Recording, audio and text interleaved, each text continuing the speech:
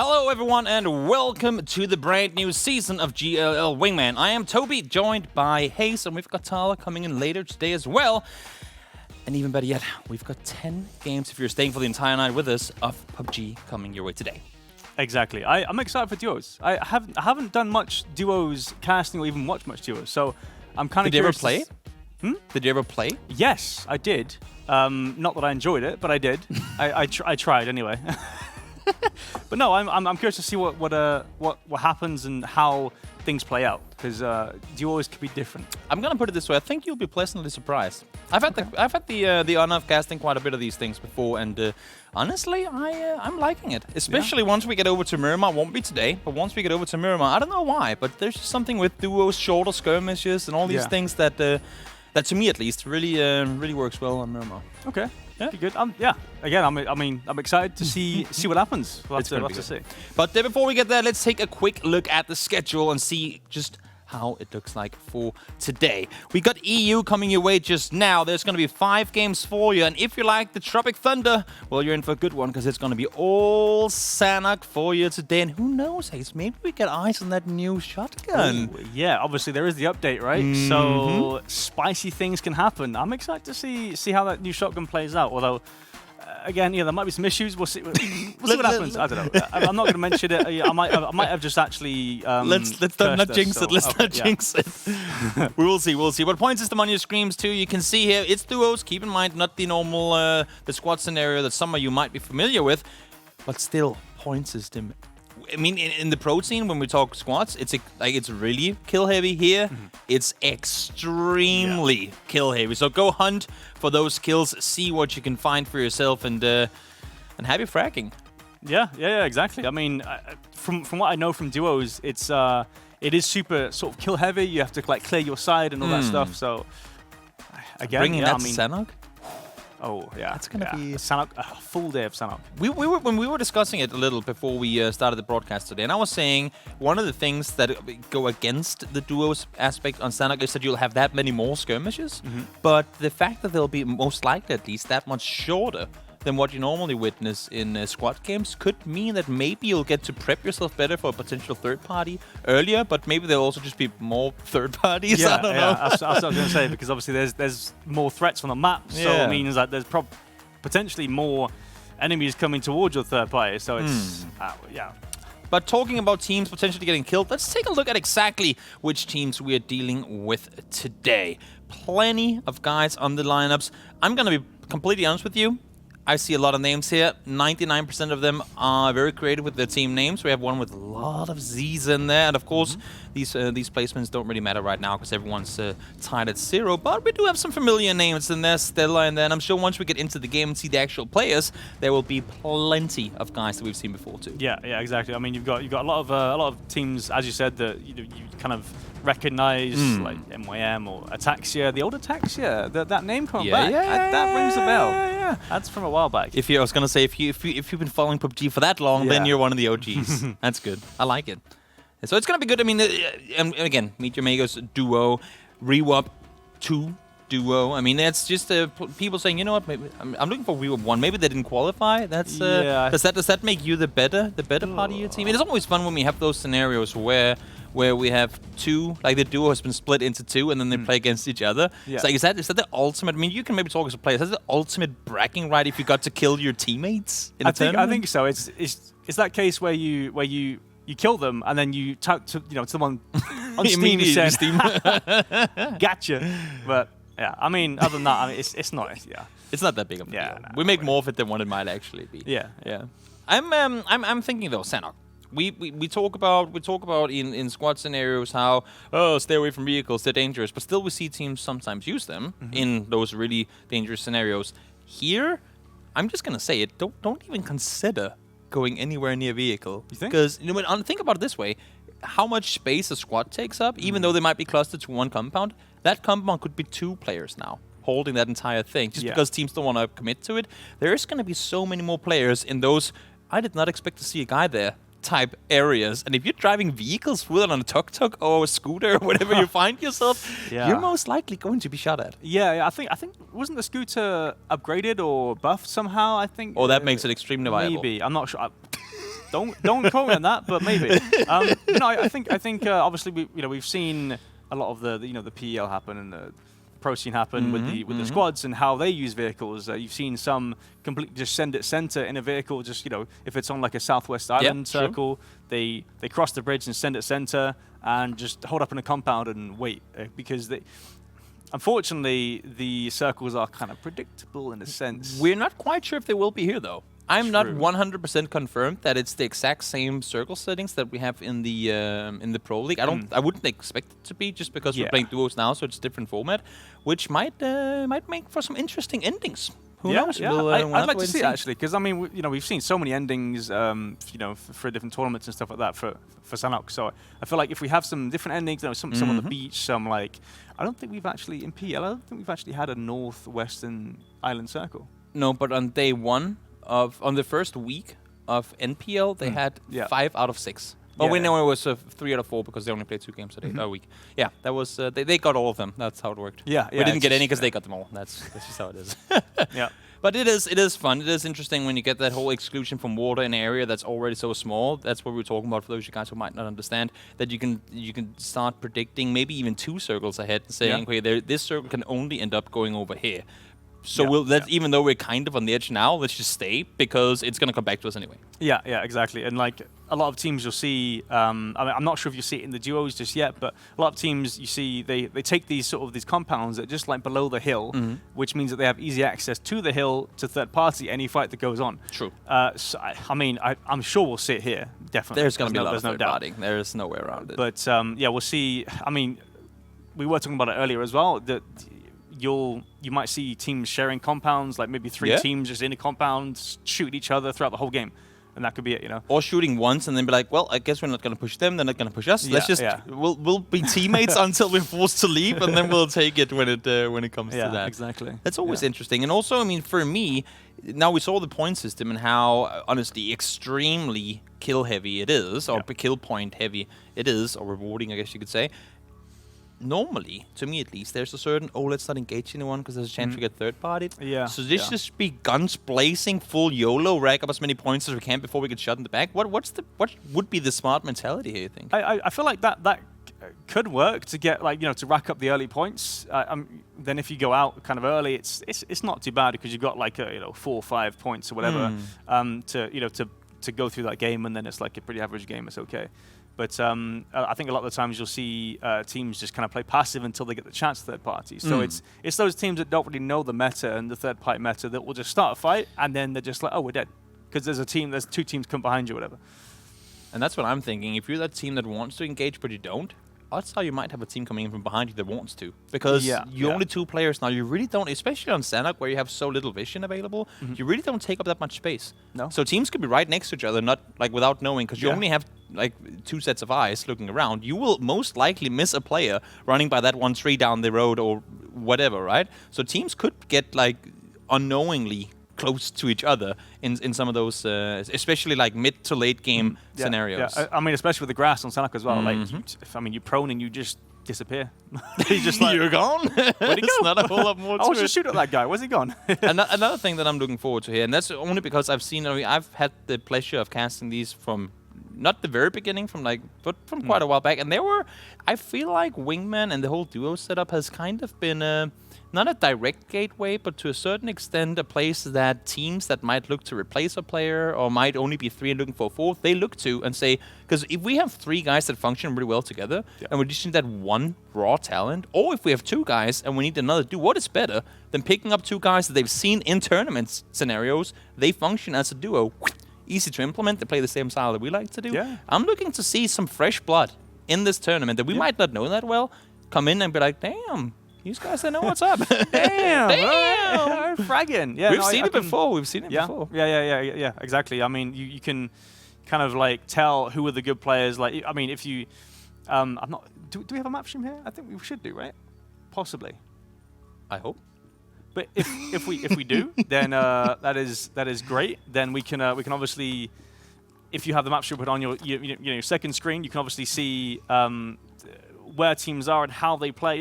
If you're scouting for those players, you can obviously see how these players play. Are they smart? Do they know when to engage, how to engage, all that stuff. So along with the fragging, you got to know that they're actually smart. Like they've got a good head on their shoulders, right? You gotta have some brains, not all muscle. Yeah. You gotta be. You cannot just be the bulldog. We've seen the teams try to do that, and I'll be honest about it. I mean, we've seen teams at high level as well where they have that bulldog on their team, like unleash the dog, and go crazy. But that is just extremely dangerous when you go up against defensive teams, because he can be running around like a wild one with like frothing out of his mouth and just chasing kills. But if he's running around on a hill like this, and the other team is like, well, there's a guy up there, let's just shoot him, shouldn't we? And he gets killed, then that's pointless. So having a guy that can go aggressive, yes, it can be good.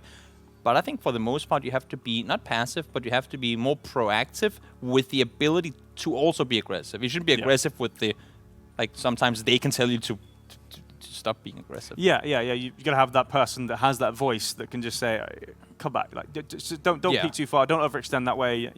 There's a team there. You don't want to be there, like sort of thing. But if you don't, that can cause some issues. People. I mean, at this level, players hit shots like crazy. They'll headshot, body shot you with an SLR, and you're knocked. That's it. You're done. Whack.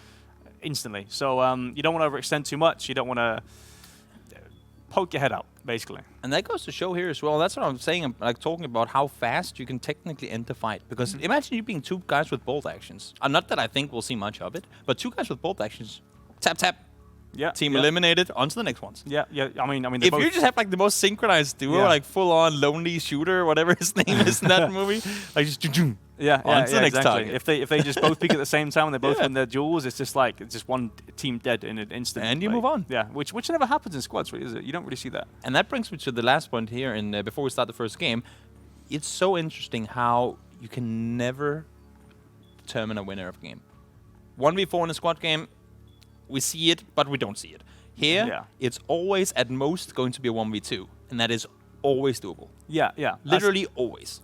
I was going to say that actually because in duos mainly you can kind of like 1v2, but in squads 1v4, that's pushing it. That's pushing it, Also, nobody will be denying points here. I'd be very, very, very surprised to see any kind of point denial in this tournament. But guys, we are on the battlefield. Sanok is our home turf for the entire day, and we already have Mr. Ewang, or Ewan as he's called, alongside Mage Bane jumping out on the eastern side. Two names that we've seen plenty times before. Yeah. Those are the.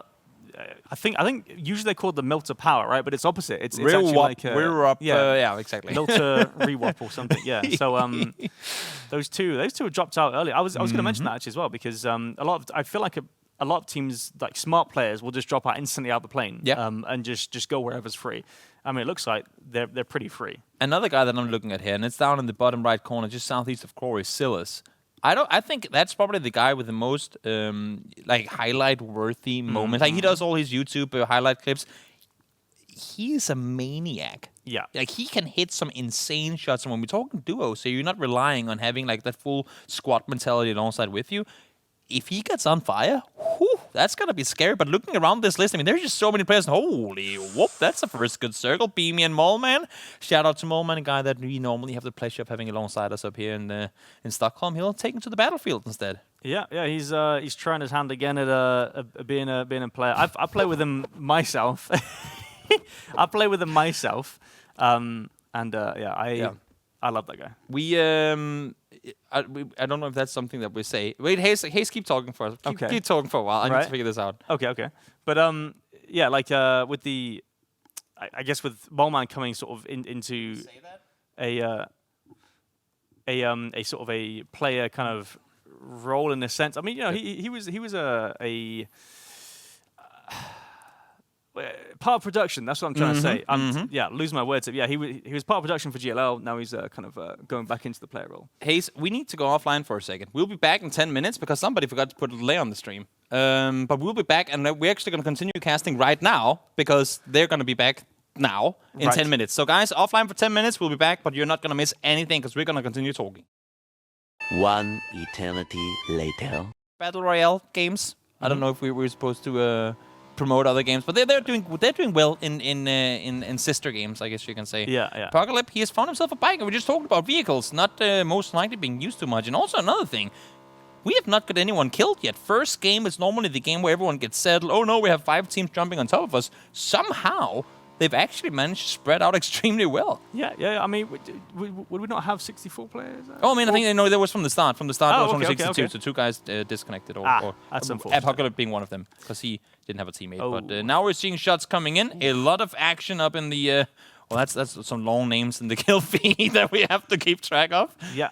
That would be interesting. But yeah, I mean, there's some shots going out right. I mean, two are knocked on both sides. Obviously, Magisters has to get res. Obviously, doing it now. But Luke Rook's going for his res as well, I think. So I mean, it's just a trade back and forth. Oh, it's the Nothing crazy. logos. It's the logos that have messed up with the PNG names. Okay, I see what it is. I think that'll be fixed as well. It's the first game of the entire season, guys. There's plenty of games to get things turned around. But seems like Team Fortress 32, one of the guys on that team, which you don't know who is, had himself a good pop in the head of Lucid, and that should, at least for now, allow them to cross that bridge. Yeah, I think that was Marrow, because I know his teammate was knocked, right? So, yeah, Marrow the big headshot there, but nothing really comes of it. Istanbul Wildcats. Apocalypse. He was found. We saw him on the bike just before, so there's a 100% guarantee so far that if you're on a vehicle, you get killed. Exactly. Yeah. So far. Don't do it, guys. Don't do it. But yeah, I mean, like as you saw, Istanbul Wildcats gone out in was it 32nd, 31st? There was 2 teams that went out already. Very, very low placement. Yeah. So miles outside of placement points anyway. Exactly. Yeah. Because we only get was it 13th place and upward? We get placement points from. Yep, So it's only like it pretty much follows the pro league in the aspect of only top half gets rewarded placement points, but kill points are so worthy because here a team could. I don't think it's going to happen a lot, but a team could get 10 kills in a game. I mean, we're already now seeing this. Spike and Noise, I think that's their 3rd kill already in Team 25 up by the Ruins. Could be right. Yeah, I mean, that's already what 10th place guaranteed and like equal to that placement, right? So very, very good start for them. Yeah, exactly. I mean, you've got shots coming back and forth between Modelo and the and 10,000 Days in Mithrain. Looks like just to the east of Ruins as well. Looks like there's 3 boat rotations coming in, actually. You've got 2 guys on the west side, 2 teams are on the west side, and then one on the south. Yeah. He just had to get in on the map again. Yeah, he was off map. He was way out there. Way out. It seems like Karagas and Senjay, they're having a little Johnny Depp, or what is his name, Jack Sparrow moment with Mopsy and his teammate as they make their way down towards Narcom. Here they are in the bloody waters of Sanok. What seems like the distance is keeping them from getting knocked towards one another. Yeah, I mean, if you're gonna hit shots from that distance, it's while moving. It's pretty much luck, essentially. I mean, you're counting out skill. What? Yes, I am. Just yes. God hand, he finds himself a flush on towards Kenshin. That's going to be him down and out. So we get down to 1 player. And here's your attack share. Clubber Deluxe finding himself a knock on towards Mixon from a distance. Yeah. It looks like the Kleinman is staring them down. Obviously, Eastboomer in that compound just got the flush. That's clever. So Mixon down. 1 more player alive on the other side of the street, it looks like.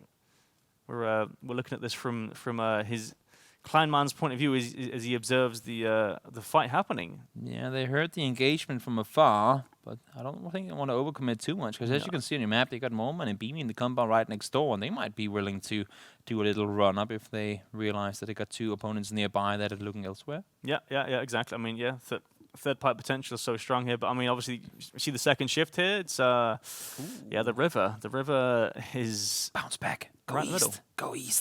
Imagine for ultimate chaos. Yeah, I mean, if we think about it, as we say that, I mean, Soldado goes out. That's Wicked Gaming out in 29th place there. Jack Cravat went down early as well, so Godhand clearly living up to his name, at least for now, securing some nifty points on his own early on in the game. But of course, there's still another 52 players for him to defeat in order to actually win the game. But 2 points still, being a sole survivor off to an early, tough beginning, but still decent start. Yeah, exactly. As I was saying, though, obviously, I'm not sure if we're going to be using the LAN ratio on number 3. We're about to find out. Yeah, we're about to find out. I mean, it should...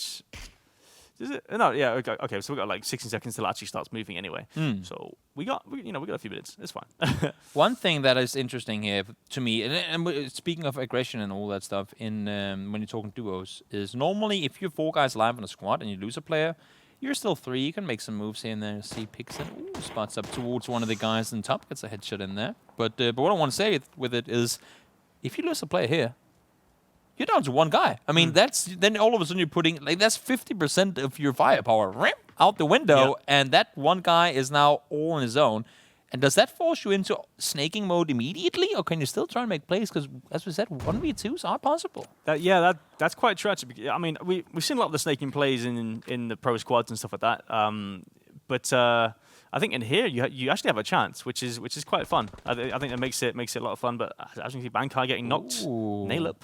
Brow with the flank around. Seems like Naylor found himself a good angle. His teammate is coming around on Horseman. He was fully focused on what was going on in there. But seems like, AWM to the chest. That's going to be low HP. Finds himself a crash. And he did find himself the knock. Horseman got the knock on towards Mopsy, so now it's a 1v1 between him and Naylor. Blimey. Yeah, there we go. Yes, I mean that's Lappa Gaming out actually. Yeah. Modelo and Hamslam coming in with the third party as well. We'll see what that does. I mean, obviously there's one knocked on Bao, I think is the name. Team 15 making their way on down towards Nailop, and Mopsy's shots are being fired as we speak. I think what might have happened is that we just lost connection to the guy that was actually observing in-game. Yes. So this is going to be a map stream from now on until a little while further in. Noik is going to go down. Swedish found him. Modelo does get found, so despite them having a third-party opportunity, they actually get flushed immediately. Yeah, so that's, is that the Mola, I think? No, there's still one more. Okay. So Hamslam looks like he's still alive, and he gets the flush technically onto Mobs. So that's both of them. So Ham stays up. up. The third party prevails. Not able to get his teammate back up though, but still some points guaranteed. That's a decent enough start. We also, I think, saw Spike go down just a little while earlier, so that's their team up. But they also managed to rack up some points. Yeah. So I mean, I think it looks like there's a LAM ratio there. I mean, again, there's still water in. Yeah, so. Which is kind of confusing, but so it's interesting. It makes it better. It makes it more interesting. I don't mind that. I mean, I still think that we should have in the pro games have land ratio at Circle 5 actually. You think? Yeah. On Sanok? Mm-hmm. Yeah, only on Sanok. Okay. Yeah. Well, that makes sense. Yeah, I would understand that. That makes sense. Just because the circle can go to water doesn't mean that it's going to every time. And yes, we could have situations where the circles are going to be extremely rough, but I mean that's just make it less predictable. Yeah. I mean, it's fun for us. It's fun for us watching casting, but obviously for them, it's rough. It is. It can be extremely I know tough. firsthand. So circle's gonna start closing on in. Ewan and Magebane haven't really engaged in too much. You can see them on the east side over by Quarry. They're going to make their way forward over. And then it's just the whole crossing. Where do we cross? How do we cross? When do we cross? Yeah, exactly. I mean, I'm kind of interested to see their strategy. I mean, we see it now, obviously, with the edge play. I wonder what their thought process is in terms of, do they want to come in late and then just find a fight in third party, come in behind that team? They don't expect it. I think you can only plan so much on Sanok. Yeah. I mean, you can have a guideline as to what you want to do, but whether you actually... I mean, one thing is you want to execute that plan, but whether you actually get allowed to execute That's it... true, yeah. I think there are a lot of random factors that you have to... I mean, you have to take into account that you can't know everything. Mm-hmm. Yeah, that's true, yeah. Ooh, Larone getting the knock onto Swedish here, and the flush as well. Just coming out the blue here. Point secured. Also a crash secured as well. But Tari on his own. M-Force looking to actually as Flower gets knocked himself with the third party there. Ooh, that natives are gonna go find off behind the tree. Oh my lord, it's right on the money, Tari. Wow, blimey. I mean, that patch, the patch with the rolling nades. Oh yeah, they roll further now. Yeah. So I mean, we didn't think it was going to get there, did we? Not at all. I thought it was going to stop, and the seems like the grass ain't going to stop that thing from rolling. Yeah. That's interesting. That's really cool to see, actually. I mean, he did get the knock, so he didn't get it.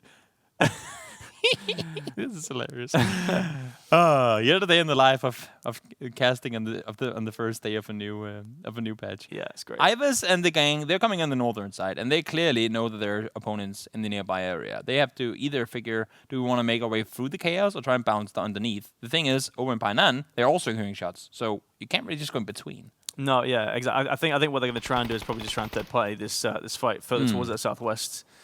The fight with Marrow, who actually takes out a crash again. The team 8 over there with Yildrim and the guys. They're starting to rack up some points. I mean, Tari, Nate's alone has started getting. I think it's the third kill we've seen. Double nade there, and then the one early on towards Flowey. That's a pretty good rack up of points. Again, in a situation where you're a solo player left alive. Yeah, exactly. I mean, you got the solo player left in Tari as well, coming in behind. So we'll see what he can do. Maybe he tries to third party this fight, but as a solo, I don't know. Maybe you can. You're saying that, but solos on. I mean, you can just think of it as a public game perspective. 1v2s. You have so much cover, at least for the most part, especially in this circle, going where we are. You have so much cover available for the most part that you can. I think it's very doable to pull off these 1v2s. Lukaruk's trying to find the head on the Team Fortress player. Looks like actually Magister as well. Mara's been knocked though. Yeah, they don't have any kills so far either, so they're playing a little slow on the back foot.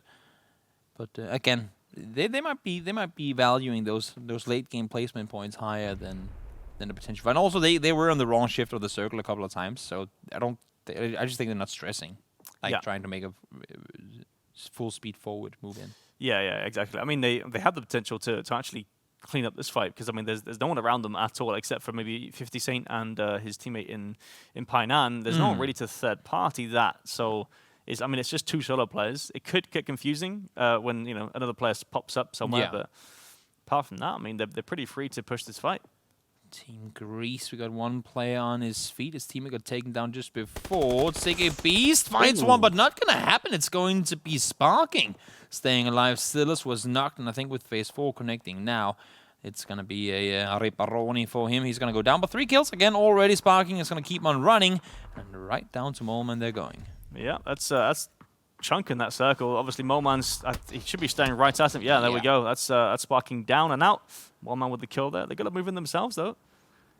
But we see already now how many teams have already lost players. We have 7 solos in the game. Make that 8 solos in the game as we speak. 14 teams, 22 players alive. That's easy pickups for the teams that still have 2 players alive. Oh, yeah, exactly. Yeah. So, lots of solos. I think it looks like Stellar actually just got a crate dropped on them. We'll see. I mean, I think it's outside the circle, though. Shotgun. This would be the only map that shotgun is actually going to be viable too. That's true. Actually, yeah. I mean, you sneak up on someone. I don't know. I haven't used it yet. Actually, I haven't been on test server and used it, so I don't know what it's like. But I mean, I've heard it's. I have been, but I haven't found it yet. Oh, really? Okay. Yeah. I mean, I suppose it's rare because obviously you want to get it in crates, and then when you get the crate, it could be anything but a shotgun, right? Yeah, exactly. And then you'd be heavy. Rip, I don't know if he's going to rip, but seems like his smoke grenade is going to fade out real soon. At the moment, does he know where he is?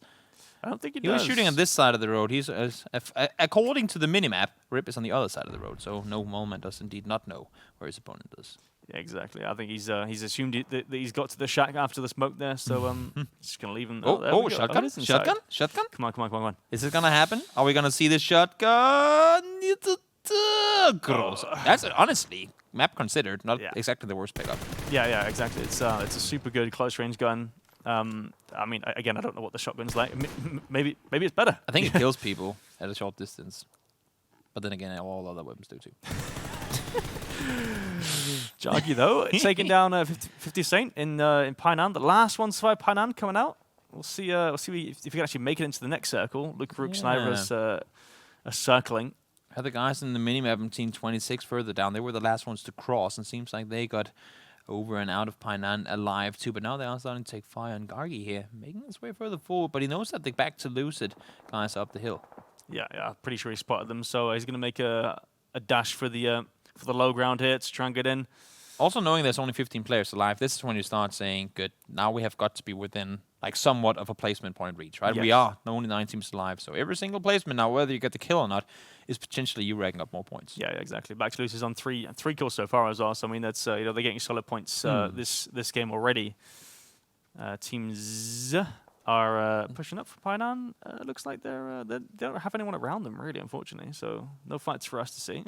But I mean, it's pretty good. I mean, think about if you look at it on the map in the corner, how much space a duo can take, how much control a duo can take, as opposed to when you're running around on your own, right? Because you constantly have to be worried that there's a guy looking at the back of your head. Oof. Yeah, and that shift actually just kind of gives Clubber and his teammate there in the compound some easy frags as they come down the hill here. But looks like they're going to kill themselves anyway. Jaggy with the with the, I mean, yeah, he died actually. Sorry. Yeah, he ran from one team straight into another. Sinsen finds one here as well. It's going to be the second kill for the Ataxia gang. Clubber and him have found themselves 2, and they're inside the circle too, and they have to hold off all these guys on the other side. And now 10,000 days, and his teammate in Mithrane find themselves one. Mithrane did go down, and now it's a 1v1 on the backside, and seems to me like the Turkish team prevails. He wins and those dies. and then dies. But yeah, I mean, Lukarux and Ivers, just cleaning up essentially. Now they have to cross the road. I imagine they'll get into the compound here, because obviously Zinsan and Clubber Deluxe have obviously crossed over. That's where they pushed the player in the south side of the road. Yeah. Because they knew they had to be on that side. So they pushed that, but then that gives the other team access into the circle for the moment. Jury and Truck, yeah, 2 guys I don't know too well, but 5 kills racked up already with a decent placement on the high ground.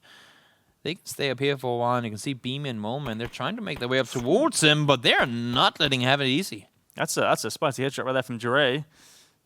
Put in Beamy. Is that Beamy? I think that's yeah. Beamy down to a bit of health there. So yeah, I mean they've got them pinned down. That puts some pressure onto Stella there, which makes them think not to push up and around. Which it looks like what they were going to do, but it doesn't seem like they're going to do it now, because the pressure came out from Jure.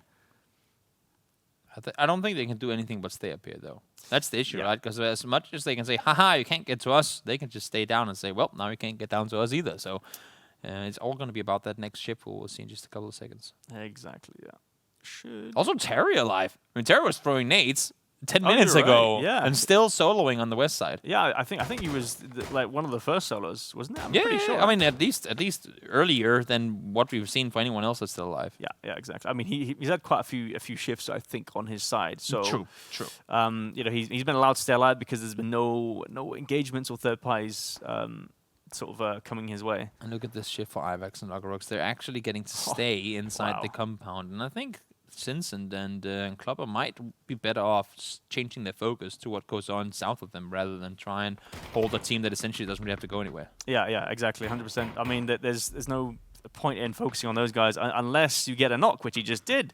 I don't know if they want to push over, though. There we go. Obviously, Molman and Stella coming around the south side. Dre taking a lot of shots there. That's the Grocer from Beamy getting himself the knock on towards one, and Dre has to keep running, but he's running straight down towards the guy that he was shooting at before, who knows there's people coming his way, so he might find himself in a bit of a sandwich here. This could be a good nade. It might actually roll down. Bounce all the way. What? Oh, he was further up. Okay, that confused me, yeah. That sign looked like it was right on the nade, and oh my god, these guys, they're quick at swapping over. Yeah, they are ready. It's the pre-fire on the dead guy. Oh, was that Beamy? Beamy just completely beaming. Making use of the Grocer. Yeah. We talked about picking it up and we'll say the decent weapon for the circle we're in, and now all of a sudden Moment and his teammate in a very, very good position, and now it's a 2v2, make that a 2v1, and all of a sudden they won the game.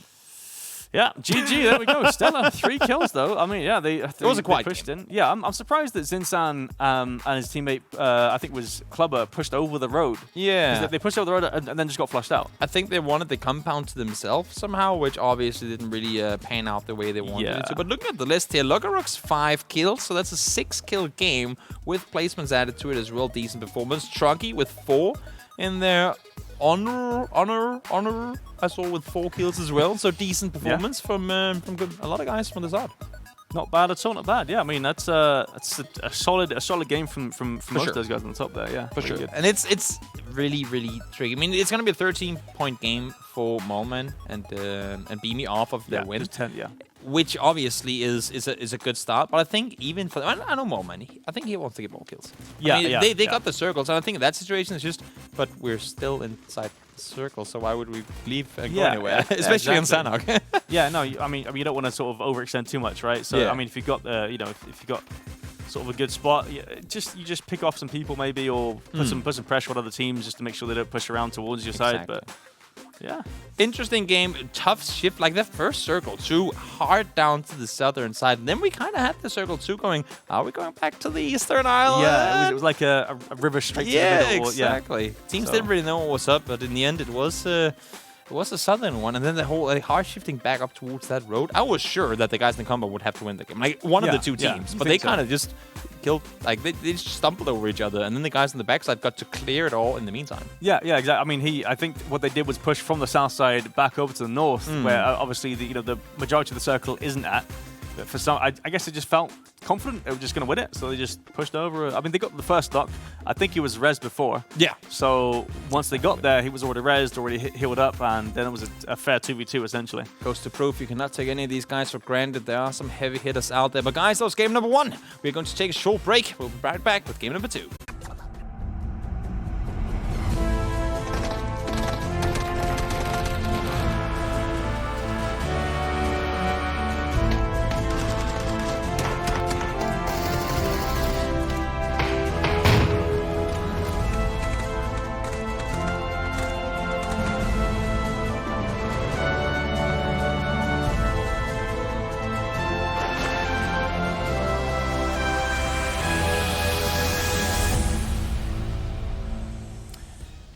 Welcome back, everyone. Game 1 is in the books with all the fun shenanigans we had there. Stella managed to grab themselves a 3-kill win. And when you said word from Wallman, they were actually suffering from some I guess you can say, some technical issues on their own. Nothing to do with the stream, but they had to talk in-game rather than use Skype, Discord, you name it, TeamSpeak, all of those things, which tend to be a little more reliable, at least for what they're used to. Yeah, exactly. I mean, I think you said that they were playing with like all exactly all voice as well, so it would be like directional, so they would hear it in their right ear or their left ear or behind them, or if they're too far away, they can't hear them at all. That's not easy. That's not easy at all. Yeah. Oh yeah. That is true. So you can. What are you saying? Wait, can you get closer to me? I can barely even hear what you're saying. Could you imagine that being forced in the game? You don't have to play with that. That'd be kind of fun. Like, how do you split compounds? Like you would not know what you do. Realism. This is PUBG. But with that win, let's see how the scoreboard pans out. Did they get themselves the overall lead? Yes, they did. 13 points right now is the top, but back to Lucid. I think those are the guys with Locarox in the gang. Second place, wrapped themselves up a solid, and only third place make that actually, wrapped themselves up 6 kills, so that's going to put them at 11 overall. Yeah, exactly. I mean, you got a Taxia as well, popped up there with 3 kills in I mean, that's the second place. Yeah, second place. So they've done well there for sure. And if I go down the list, I mean, there's lots of teams. I'm not going to, obviously going to go through them all, but what? I was expecting a 15-minute list of all the teams attending. But yeah, I mean, then you've got the under 18 boys with Sparking and Silas. Obviously, known for their abilities, but not getting placement points, but 3 kills. So. We'll see more of them. Yeah, I imagine we'll do. Also, of course, those of you guys sitting out there watching and wondering, why is it Wingman number 8? What's the 8 for? That's because there's been a hell of a lot of Wingman tournaments here before, and if you want to join in what potentially could be a serious night, I don't see why they wouldn't make it. We haven't really had it confirmed yet, but I wouldn't see why not. Jump over to play the GL, the GG. You can do daily tournaments. They have all kinds of amazing stuff going on over there. So play.gll.gg is where to go if you want to watch or play competitive PUBG. Exactly. Yeah. I mean, there's obviously I think there's daily tournaments you can do where you just play in like a ladder board. A ladder board. They now have ladder boards. Yes. And then you can sort of, I think there's money involved as well. I was gonna say, guys, you can win money. Yeah. I just put my hand up in front of the microphone. That's like the least smart. But there's money on the line too. Yeah. So I don't see why not. Solid. Just. But first, okay, if we take all of the things that might have kept us from casting at full potential, we had some crashes in there from some players, we had some different things happening. What did you take away from our first stand-up game that maybe surprised you, if there's anything at all? I don't think anything really surprised me as such. Okay, that's fair enough. Yeah, I mean, well, I guess I would say the lack of vehicle usage, but then again, it's quite smart. I mean, well, to be honest with you, the first kill, I think, and he died. He did. He did. So yeah, I mean, I guess that's a lesson well learnt, I suppose. We'll see if he does it again next game. Yeah, you never know. I mean, you can get around pretty quickly, and the thing is, now you only have 2 guys shooting at you rather than a squad of 4. But then again, there could be 2 other guys on the other side of the road shooting at you as well. So yeah, teams will most likely be closer to each other. And I think that's what I'm trying to get to here. Yeah. There's going to be so many more players in different teams close to each other rather than what we see in squads, which means that you're most likely visible to twice as many teams as you would be in a squad scenario. And that's kind of scary because on Sanhok, in squads already, you tend to be exposed to a lot of teams. And if there's twice the amount all of a sudden, that gets pretty scary. Yeah, I mean, exactly.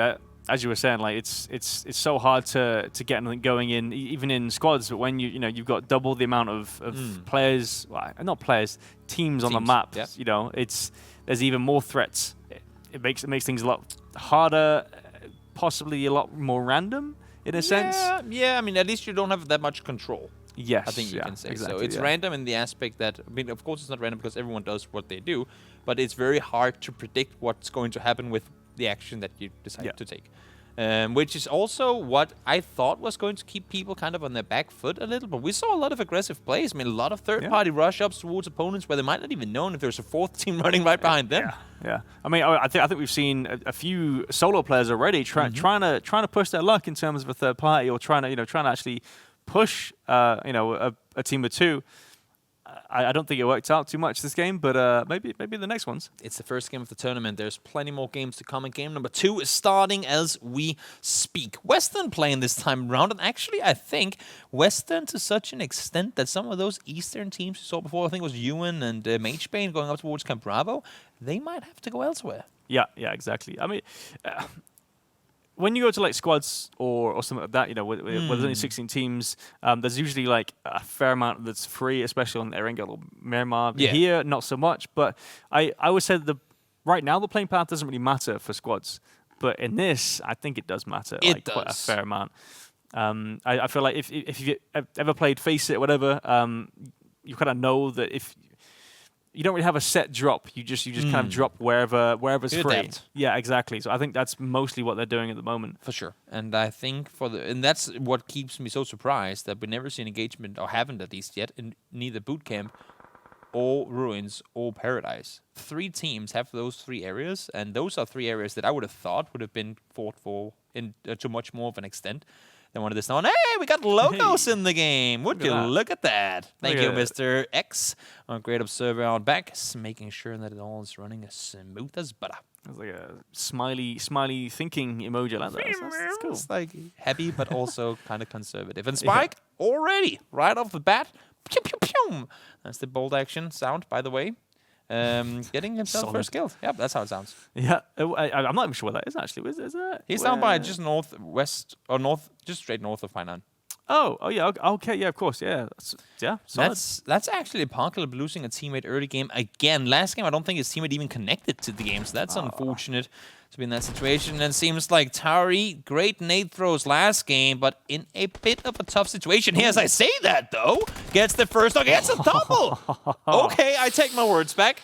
There was full control from start to finish, and Containers, well, they just got dumpstered. Yeah, he was sorted there. He knew exactly what he was doing, and I mean, I feel bad for the second player there, because that bush. Yeah. Were they trash? Huh? They were in containers, so they were. I'm really trying to build up jokes here, HayZ. Come on, man. God damn it. It's gonna be a long night, guys. I can feel it already. I don't know. The bush popped into his view. He had no idea where to shoot, so he just got blasted. It was a good play, though. I mean, one thing is when you have a fight going towards you and they're kind of coming from the same angle. Oh, that's Apocalypse down as well. So even more points racked up for the Super Gang. When you have opponents coming, you kind of straight line of fire. You can transfer your spray over to the other guy. But here it was get the first knock immediately, 180, and get the second guy too. That's very, very difficult to do. Yeah. I mean, it seemed like they had some sort of like pincer maneuver coming in. You know, they were all sort of like trying to trap him in, and he just turned it around. He landed the shots. Yeah, fair enough. Very, very, very impressive indeed.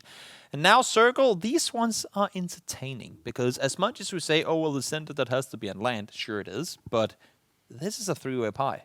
And at least for the next Circle or two, we do not know which island it's going to go to. Yeah, you can't say, really, can you? I mean, I don't think it's going northwest, just a hunch. I think now you said it, so now it's going to. Of course, yeah. Standard, you know. Yeah, but I mean, yeah. It's if you look at it, I'm not sure if the center circle can even be on land if it goes towards the northwest. So I don't know either. But then again, I've been surprised a lot of times before. Yes. So would you say that Godhand, PC, and his teammate Jack Cravat or whatever we say that they're in the best position right now, simply based on the circle?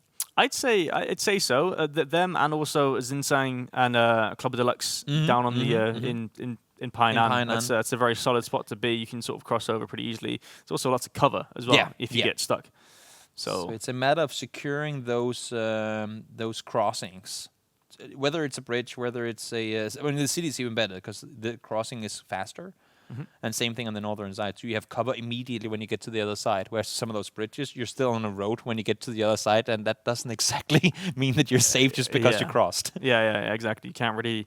There's not much you can really do once you get over the other side. You just got to run for it. Maybe throw some smokes out. But meanwhile, throwing. There's some nades coming out. Bouncy bounce. Actually tags up Smash a slight bit there. Had it bounced a little further would have been money, but not quite the case. Rip and Smash. Still alive. Mopsy and Naleb, they know for a fact that they're there. Neither of them are inside the circle yet. Also, did they want to stick around on this island for now?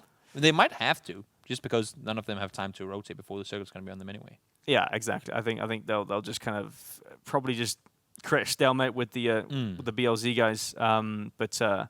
I mean, they have a free bridge on their eastern side as they come out, so they can cross over. If it actually goes east, it could just go southwest again. We have that's the only thing we have no control over. Yes, which makes it so. Could you imagine if we sat here as cast and like, boink, circle goes south, boink, red zone there? I would love that. That'd be amazing. That's a whole new type. It's like when you back in the old Battlefield days when you added the commander role. Oh yeah, here we'd have like the commander observer who just sits and like plucks in where all their circles go. Yeah. Like I think he would be making a lot of money on the dark internet. That'd be a lot of a lot of bribing in that role. Can you put a circle over here, please? all the big orc money coming in all of a sudden. Let's not go down that direction. Modelo and Ham, they've made their way over to what we talked about just before, being one of those potential priority areas, at least for now. And seems like the Greek team in Freezy and Segebeast, they're making their way in the same direction. Yeah, exactly. And you've got obviously Jakravat and Godham PC in the same compound as Hamslam and his teammate. So this could be interesting. They're kind of split as well. Looks like Modelo and Hamslam are kind of going around as a squad, so this could be rough for Jakravat if he encounters them. Seems like shots have been fired already, but that's actually from Segebeast over towards Modelo, so that might leave Godhand and his teammate with some info that there indeed are more than one team around. And Beamy, oh my lord, Dre, you had no chance. They spouts them both. Wow, that was over half the kills they had the entire last game. Yeah, I mean, you talk about like teams going up pretty quickly. That was pretty fast, to be fair. And that's what I'm talking about. Like one guy, one solo can. I mean, you can never count them out in these. We saw a 1v2 win in the early just before with Tari, and now we saw it once again. Yeah, exactly. Yeah, so lots of shots going out towards southeast of boot camp there. 10,000 days. I keep. It's 10,000. It is 10,000 days. Yes. Yeah. And Mithrain. Yeah. Kind of pummel off some shots. I'm not sure if actually. So Silas get flushed out by Mithrain too. Pixon finds himself yet another. So the guys in Team 24 starting to drag up. And Tondo and Saint now, they're coming up towards the dab. And you're in all kinds of trouble, mate, because you got opponents on both sides. Yeah, it looks like they're going to come up behind. We'll see if Dabshi Creeks? Heard, yeah. Oh, yeah. I think you heard the steps above. Must be. Yeah, you see him droning, yeah. When do you shoot, though? The first guy? Spots both now. That's one knockdown. Immediately sees the second. That could be... Oh, yeah. Nope, no mind. Way. Good turnaround from Thunder, though. I mean, I thought he was going to get the cover behind the rock, and oh, my lord, this circle is fun. Oh wow! Okay, yes. No guarantees. Yeah, it's that is right. I guess we can say now we get proven if there's circle 3 LAM ratio. Yeah, 100%. Yeah. I mean, so it should go east, 100%. If there is. Yes, exactly. Yeah. If there is on circle 3, obviously on different maps there's on Erangel and Miramar there is circle 4 LAM ratio. On Sanok we have circle 3 LAM ratio. Maybe. So, yeah. Yes, maybe we do. Maybe we do. But I mean, if it does, then Sparking's in a solid spot. Yeah, that's gonna be. I think that's also, I mean, other than being a solo player now, knowing he has opponents around, that might be an influence. Oh my lord! Oh, that nade is perfect, I think. Oh, it doesn't do much damage though. Rask is Rask is down to 20 HP. Looks like Mixkin's trying to boost up as well. But that's again one of those things where one chair inside a house, if you just position yourself right according to the nade, all of a sudden you block all the damage coming in. And there's so much furniture, so many things. On Erangel, they have on purpose tried to clear out some of the buildings. Yeah. Whereas on Sanok, it's the opposite. I mean, there's just stuff all over the place. Bankai got himself a knock onto Mixon, though. Is that the call to push, though? Doesn't look like getting too aggressive. Looks. I mean, he's going to go straight for the res risk, obviously. I mean, you can kind of figure out if he's not peeking, then he's definitely rezzing. That's for sure. I don't know if you can see the way he's looking around. I don't think he is aware that there's two in the building, but now he should be hearing heard steps and whatnot. You could be right, actually. Yeah, because I mean, he was looking at the other houses too. Right. Oh my lord! Oh, there's no block on that one. No chair to hide behind. That was right on the money. Yeah, it looks like he's trying to. I mean, he does get the flush as well. Horseman with that one. Mixon, is he flying someone else? No, he's still flying Bankai. Yeah, just in the doorway there. You got to time it, guys. There you go. That's perfect play. One holds one angle, forces him to go the other way, and that's what you can do. So much more controlled. As much we say things are out of control when you play duos, you can really set up some nice plays with you and your teammate. And I think that's where the word wingman really comes into play extremely well. You can do so many good 1-2 punch type engagements and holds on opponents. That's really interesting to see. Yeah. I mean, that's a perfect example of the wingman sort of start. That's why this is called wingman. That's exactly why. Except they don't have any fighter jets. No, yeah, true. But I mean, could you imagine? Next patch. Next patch. Planes that you can control. You got the B. What is it called? The B-52. Big bomber, Hercules. Comes up, yeah. Well, that's what the red zone shoots is. Out. Oh yeah, that's what it is. Actually, no, it's not actually. I lie. That's artillery. Yes. Yeah, that's different. I lie. I'm sorry. we need the attention here. Like another caster who's been working here before. He was like a weapon, like war expert.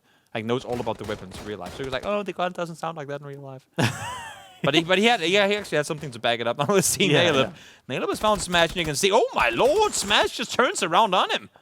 Again, a situation where they had the situation, like they had the position, they knew exactly what to do, but Smash just outgunned Naleb. Yeah, that's they coming in though. We'll see. Oh, that would have been solid if he didn't move. Smash dodging those nades perfectly there. Mobsy, it's a 1v1, but you can see the Greek guys coming from the south. Oh, bounce further, bounce far. It's right on the base. Wow. Okay, I thought that was actually at the base of the tree there. So this is guaranteed, no third circle land ratio confirmed, right? I think that's right. Yeah, I think it was just random. First kill, pew, smash. Nice nade, but you're dead. Yeah, got smashed. He got smashed by Freezy. Moleman is going to start engaging now as well. Found himself an SLR, and now they're tying up points with what they had in the previous game. Of course, still 10 points out due to the placements, but off to a good start nonetheless. Yeah, exactly. Yeah, just racking up those kills in the early game. That's what you want. You know, that's the formula for a big game, isn't it? You know, you rack up those kills in the early game, and then you sort of carry on, and it just come. You know, just you're feeling it. You know, you're feeling yourself. You're like, yes, I'm feeling really good. My aim's on point. And also just the fact that early game you tend to have more control. I mean, obviously you have more of the map to play on, so you have a bigger area to control for the most part, depending on where you land, of course. But just, I mean, the more kills you can get early game, especially in these duo scenarios, the more of a chance to do something. Like, the less you'll get punished for the most part, at least. 100%. I mean, Beamy's got no cover there. Pixon, the shots, 5 HP. Oh, Moleman actually gets a knock onto one of his teammates there. Pixon, so he's got to go res that. Who knocked Moleman? That was my Fark from far away. He actually gets the flush towards him, too. Oh, that was a solo. That was a Shaq solo. Hiding down there. Never count out them snakes. They're everywhere, guys. And Moleman, well, he just found himself killed by one. And now Beamy is taking 5 from multiple angles, too. Yeah, I think that's Zinzan and Club Deluxe from the south. North, sorry. Yeah. So Painan, they're holding up, sitting pretty. No one's getting across. They're on the roofs as well. That's a big bold play right there. Aggressive playing coming out from them, but obviously, I mean, with the position, they need to hold off anything coming through. They cannot let anyone snake forward. Jockey gets himself down 1. Only goes for the knock. Knows there's one more nearby. Might want to confirm those points. Gets the flush in. Does he spot Flowey? At least he hears him. No, he does. He's getting third party though. That's looks like there's. Oh no, that's actually his teammate as well. Yeah. 1,000 Ali. Yeah. Got 10,000 days and 1,000 Ali. Interesting. Yep. But yeah, looks like they're trying to push around. Flowey's gone prone. See if they actually spot him. I don't think. I mean, they have no idea. Clearly, the snake becomes the snaky. Exactly. Yeah. He's in the bush that is proper snaking right there. With the yellow suit. It's not quite ideal for Samok, I'd say. Other maps, maybe. Ooh. Wait, someone got third party at what? Crazy. Lukarooks and Ivers coming in there. third partying the hell out of those, so they're down. And then, I mean, you've got Flowey, he's still out, you know. I mean, it's still miles away from alive. placement points, so if it goes down now, it probably won't change too much. But Circle does go north, not completely away from water, HayZ, so we have no guarantees on anything so far. But nonetheless, it does go north and guarantee us to go to the eastern side. And I think for Sinsen and Clubber might be better off running out before the Circle comes on towards them. Yeah. 100%. I mean, I'm not sure if they want to hold out the south in terms of Beamy and Myvark. I think so. We'll see what they do. Ooh, Flush coming out, Soldado. Mage Bane down.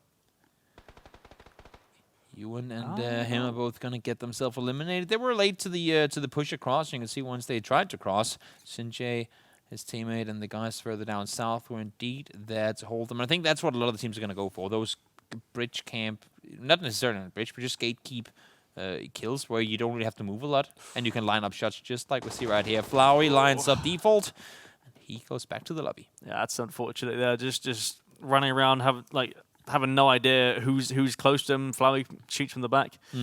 But we were saying about the Ewan and Magebane sort of strategy last game, sort of playing edge. Yeah. It seems like they were trying to play edge here, it just didn't work out. They just got third party, or just everyone was in front of them as they came in, unfortunately. And you can make those type of edge plays when you have room to maneuver around, but here they were forced to cross that bridge and that got them killed. Yeah, exactly, yeah. So Mara Magisters, though, Chinjay, I guess knocked, actually. Is that a flush as well, the nade? That's too far, I think. Nah, it's going to bounce too far. But looks like his teammate, Mr. Pyrrhus. Hickson down, that's Beamy again, solo player, staying alive and keeping the hopes for a potential double chicken in play. But of course, with 27 players still alive, it's not exactly going to be an easy one. Yeah, exactly. Yeah. So 10,000 days, obviously trying to get some shots onto Mr. Korakas here. Trying to hold him up the circle. Down towards the guys below as well. Jack Cravat has made his way on over. Oh, now they know exactly what rock is on. That's going to be scary. Yeah, it's going to be rough for him to actually move across. That rock's not into the circle either. He's got some work to do. Tags up 10,000 days. Mithrain has to back away, it seems. I like what they do here, because Mithrain knows they're in a high ground position where it's easy for teams to pull up on towards them. And actually, I think Karakas managed to get up to that next rock without them realizing. Yeah, exactly. I mean, that's what I was saying with Mithrain not actually. They have no idea where he is. Yeah, exactly. So he's missed the opportunity there to catch him on the cross. But Jack Cravat is down there too, and they're not on the same team despite the colors looking similar. Yeah, true. Yeah. I mean, there's so many solos on the northeastern side, western side. Sorry, northwestern side. Just drowned. That's a first for everything. Oh, yeah, that's unfortunate. Beamy went down to the blue as well, so they're going to go out without placement points. They both did get kill points, though, so it's going to rack them up at least something. Karagas does go down, and now Jack Cravat comes up the hill, 10,000 days down. Mithrain, where are you, buddy, when your teammate needs you? Yeah, exactly. He's trying to throw some nades out. Obviously, Jack Cravat doing the same. Doesn't quite actually get to flush in the 10,000 days, so Mithrain's going to back off, it seems. I'm not sure if he wants to even challenge this anymore. And that's another thing, right? I mean, I don't think for the most part that people know who is teamed up with who, at least not early on in the tournament like now. So you can't really do the whole, let's keep track of the kill feed the same way that you can sometimes do in squads. So I think Mithrain's like, you know what, there might be two guys down there, let me just get the hell out of there. There's like reposition and have a chance to maybe have a surprise attack on someone. Yeah, 100%. I mean, it's obviously easier in the squads, but when you get to duos, there's players you don't know. There's so many more teams as well. So it's trying to keep track of that is a nuisance. But yeah, as we were talking about before, there's 3 teams sharing this compound on the crossroads there. 3 teams on the eastern side, and that is a little bit of a family gathering, probably more than what they would have wanted. And Jack Cravat staying alive, got himself inside placement points now 2, and they got 4 kills in the team so far. So a solid pickup of a guaranteed 5 points, but of course he's hoping to make it more. Yeah, exactly. Yeah, Spike trying to find out some players in the blue. I think they spotted Jack Cravat actually. Yeah, so gets tagged up by Mr. Nowick. The suppressed AK only got him so far. Yeah, it's rough when you got suppressed AK. That's actually it's a knock onto Nowick there. Spike tagging him up, actually gets the kill. So goes to Rez's teammate. It's all good. No worries. No worries. Spike is there. Have no fear. Has been killed. That's unfortunate. But Circle going back up north, and only Tari and Swedish are in on the eastern side. Spike's still on the western side with the compound. But look at all the teams in the south. Clubber, Sinsen, well, they had a chance to win the last game. Now they're the ones in the open with a chance to make the run forward here, though. Yeah, we'll see what they can do there. I mean, actually, himself? He did. He did just nade himself. There wasn't a smoke, buddy. Yeah, no, I think he actually tried to smoke himself. Yeah, that must it be looked right. like he was building a little path there.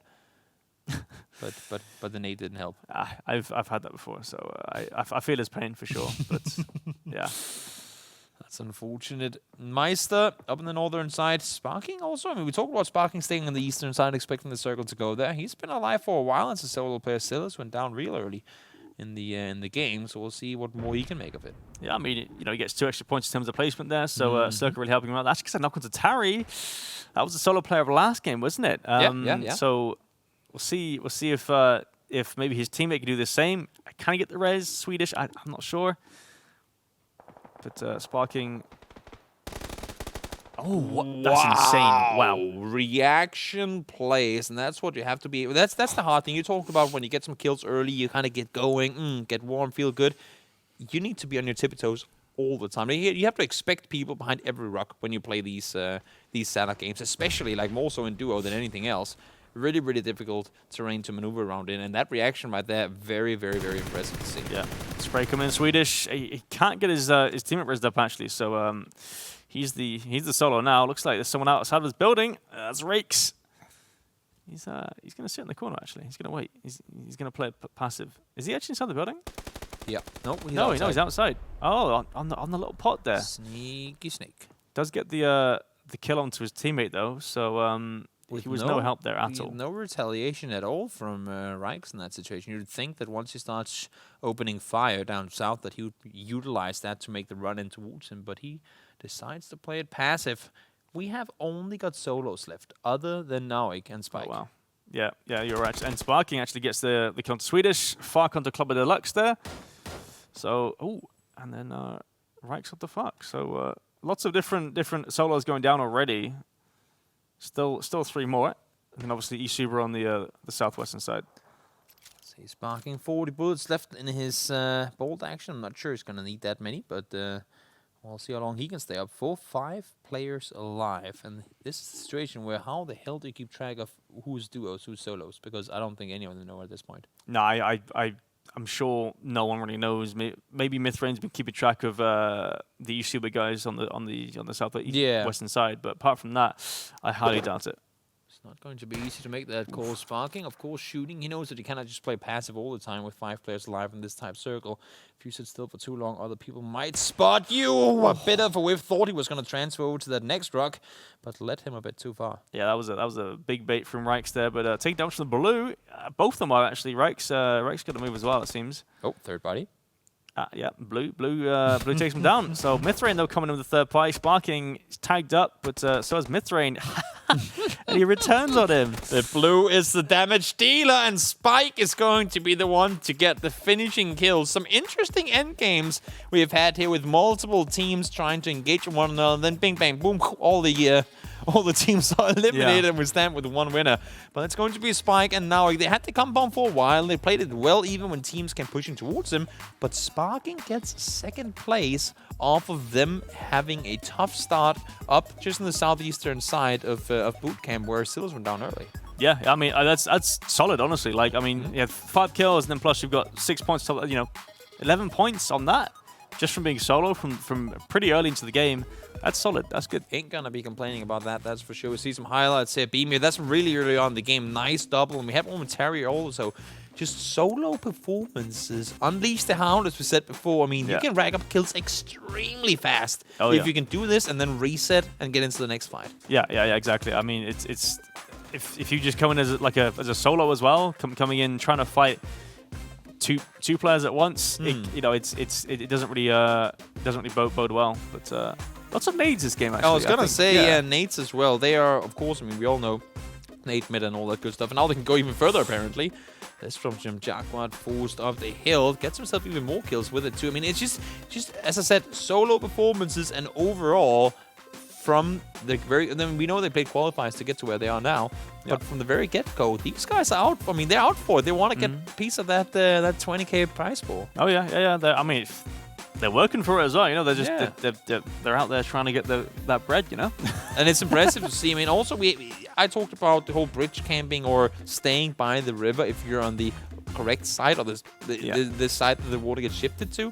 That came to bite some of these teams in the butt because you'd have that extra layer of teams that were that one step further and that knew there's going to be guys waiting for guys over there, and when they're coming, we'll be waiting for them. And they kind of got punched by that one too, right? Yeah. I mean, as I was saying, like you and a Mage Bane, they're coming in from the edge over the bridge.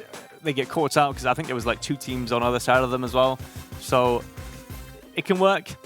But also, I mean, that's pretty much the same with every other strat. Sometimes it works, sometimes it doesn't. But what we do know for sure is that we're going to a break, guys. Game number 3 coming up real soon. Be right back.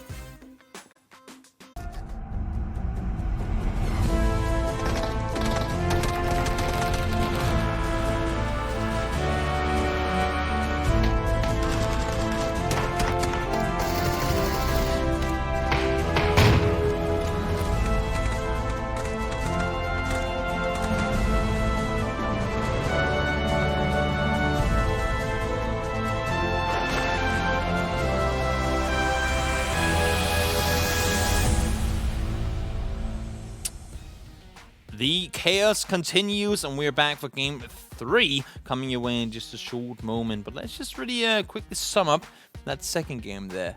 Once again, River in play. River in all 3 islands in play from early on, and we didn't really know where it was going. No, yeah, exactly. I mean, apparently it is actually on Circle 3 and 6, apparently. So we didn't really see that come into effect. No, like not what we would expect. Yeah, I suppose. Yeah, right? But I mean. It was split between the islands, obviously, but again, like it's favored one side more than obviously the others. Sure. So it was kind of obvious. I kind of expected it. We had our expectations and it lived up to them. But let's see point-wise how it all unfolded. This being the last game, Isuba. Once again, the winning team not really fragging out that hard. Once again, was one of those, not circle favorite teams necessarily, but just like with Molman and his teammate earlier, they were kind of compound favored for a little while in the game, then only rack up 4 points. Yeah, exactly. I mean, it's if you don't get the chance to third party, to be honest with you, in these duos, I feel like there's not as much third party as I thought there would be. Yeah, I agree. Which is surprising to say the least. So I think you can kind of tell, the teams that are up the top, you think that they third party a lot more. I mean, you got Stella down there with five kills. I was just gonna say exactly. Yeah. But no. That's still a 5-point points. game, though. Yeah, exactly. That's a good game. And it keeps them in top. Actually, keeps them in first place with 8 kills overall. We do have some other people tying them at 8 kills so far. Back to Lucid, they had a really good first game, and then they got themselves despite them sleeping, obviously according to their name, they are also tied at 8 kills so far. Yeah, no one should sleep on them, I think. Aha. Yeah, I mean, obviously under 18 as well with 8 kills too. But yeah, overall, I mean, you got attacks as well coming up with the placement points too. 10 so far, so they get this placement, which is rare to see.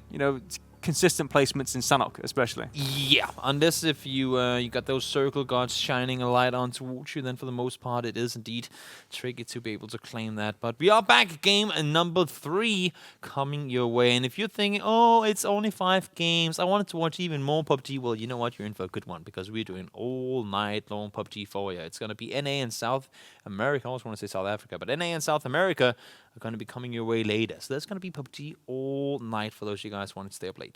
Alright. Alright. Yeah, the plane path. I mean, that's pretty standard. Standard plane path. Nothing crazy, obviously. I mean, we'll kind of figure out where teams like to go after a few more games. But I know that Nalep and Mobsy went to Hatien last time. Yeah. Doesn't look like they're going to do the same. I feel like if you've claimed, because you just talked about how Paradise had 1 team, Ruins had 1 team, and Bootcamp had 1 team. For Mythrain in 10,000 days, if they have a game where they're like, you know what, I mean, I know we get this for free, which is amazing, but let's go somewhere else, that would make absolutely no sense to me. I mean, they have boot camp for free. Which is surprising. Saying that in a duo tournament, I'm baffled. Yeah, honestly. I mean, I'm sure you probably split the boot camp like half and half north and south. You could have 3 right? teams in there. They wouldn't even have to fight. Yeah. Yeah. I mean, you could just have a truce. Just be like, just do the but, and then just say, all right, now we loot, and then we go separate ways. Yeah. Could do many things in that regard, but seems like that's not the case at all. Who? Well, I mean, they got Company and Lhasa and Apocalypse. They have been falling short early game. First game, Lhasa, I don't think even connected. And Apocalypse went down early. Last game, they were fighting real early, too. And I think it might actually have been against the exact same team. And they went down early there, too. But seems like they're indeed contesting this compound. And it was around here that the last game ended. So it makes sense that they, of course, want to be here. But once again, Apocalypse is going to be the first guy down. Yeah. Laz is trying to find the crossovers, and Default goes down. That's a big headshot coming out. He prones. Got to reload. Yeah. Wait. Actually, no. Okay. Oh, okay. I got baited. Yeah, he was swapping over, but thingy. swapped back again. Different UI, actually, which is quite cool as well. It is pretty useful. It's very nice. You get to see their other gun as well, so you don't have to just watch third person or whatever. To see their gun out there as well. Yeah, I mean, if you're watching Korean PUBG, it's a very effective weapon. Apparently so, according to them. Did you watch? No, did you watch the clip? You probably didn't. Since you I said haven't actually. No. It was one of the Esther from Gen G had a 1v3 with a Tommy gun early game. Oh, really? On the Rankle. Yep, that was interesting. Fair enough. Yeah. It's not something you see happen too often, but it just goes to show every weapon can technically kill an opponent if given the right circumstances. Yeah, exactly. Yeah, but looks like Isu, but kind of from the same spot they won this last game from, actually. Coming up again, trying to third party this fight. Obviously, there's buildings involved, cover, so it's going to be a bit hard as a third party this. We'll see. I mean, it looks like there's 3 solos kind of hanging out. I mean, X3 Ron TV is coming up behind us all. I think his teammates. Topaj lost his teammate and Lhasa did too. Yeah, you're right. Yeah, but it looks like his teammates actually come up behind him. I think this is the Kleineman, containers team, it seems. Kleineman is that not him? Yes. I think it is. He's coming up over there. They're slowly making their way forward. Of course, they heard the shots fired and they're like dogs chasing cars. There's something going on. We need to know what it is. And well, I mean, now they might be in maybe for more than what they asked for. Yeah, exactly. I mean, they're not barking though. They're not shooting. They're playing passive. They're just seeing what's about. Sniffing around. There's a lot of teams making their way in this direction now. Well, a couple of bullets fired, and we got 4 teams where it was once 2. And if all these teams start shooting, then we'll have the entire server over here in a moment. Exactly. I'm not actually sure where the circle has popped though. So we'll see. We don't need to know that. It's Sanok. It can go anywhere. Yeah. just that doesn't matter at all, really. It's Sanok. We don't need circles. Just let them fight. Let the kids have their fun. What I can guess is that if they're fighting on this compound, it must be kind of center. You would assume so. Yeah. But sit in the corner. Spike's got to watch out. He's checking the corners. He looks like he's aware somewhat. Close the door. No. Oh, he's going to open it. Okay, smart. I like it. Gives them the chance to so check the left corner. Cover. Oh, the baits. The baits. That is a good play. Yeah. Close the door, open the door, force him to tunnel vision that one. In the meantime, you have your teammate come around the side. You know what? He might have closed and opened the door to prevent his opponent from hearing him vaulting through the window. That would be 200 IQ. 2 million IQ, I think. That's insane. We've seen a lot of those plays before where they try to do those things. Oh, Lhasa gets himself eliminated. Got the knock on to 1. He might be able to get the kill if they don't find Spike first. Oh, no, he is running for all his life. Yeah, Spike is currently knocked. Nawik's trying to do something to get him back up there. He's obviously pretty far away. It looks like he's just going to bail it and peace out. I mean, Duos is not so bad, obviously, as we said. Okay, never mind. Kleineman with the big old SLR headshot. That was the containers that got dumpstered last game. Pun intended. And, well, I mean, this time around, they showed their worth and they stayed alive. And once again, that Painan River still in play. Has this been three games now? Yeah, all the games have been, at least the first circle, somewhat included of this. Oh, Godhand doesn't want to shoot early, but it's all 2 players. And that's, of course, all the info you need. Yeah, it looks, we are in duos. Looks like his teammate Jakrova actually shot at the same time. So, Godhand wasn't going to shoot. Looks like his teammate kind of... prematurely popped off there, so all the ways you could have explained that one. I like that phrasing was he did indeed prematurely pop off right there. Yeah, it's what happened, I guess. But meanwhile, made in Malmo actually. They got themselves eliminated. That's unfortunate, Pixen, and And his comrade got taken down. Oh, look at the scope. We got a little caned side action. Not too often we see those in use, but seems like Gargi is sneaky snaking his way forward up towards Godhand. Does he know where he is? I'm not sure. He's seen him. Oh, no. He doesn't quite spot him. I mean, he definitely hears him, that's for sure. But Battle Strong obviously on the other side of the road. I think Battle is trying to bait the attention over towards him, and then maybe Gargi can pop out of nowhere and start shooting. Maybe he can get towards the close wall, make a silent, slow flanker round. Could be. Battle Strong's making a lot of noise, so this could work out pretty well actually. Looks like I mean I'm sure Battle Strong's probably calling out that they're moving further south, but Jagi doesn't really want to bother to get back up again. Also, considering the teams rarely split, and even to such an extent that we're seeing these guys do it right now, they're probably thinking if there's one guy behind that rock, then there's probably two as well.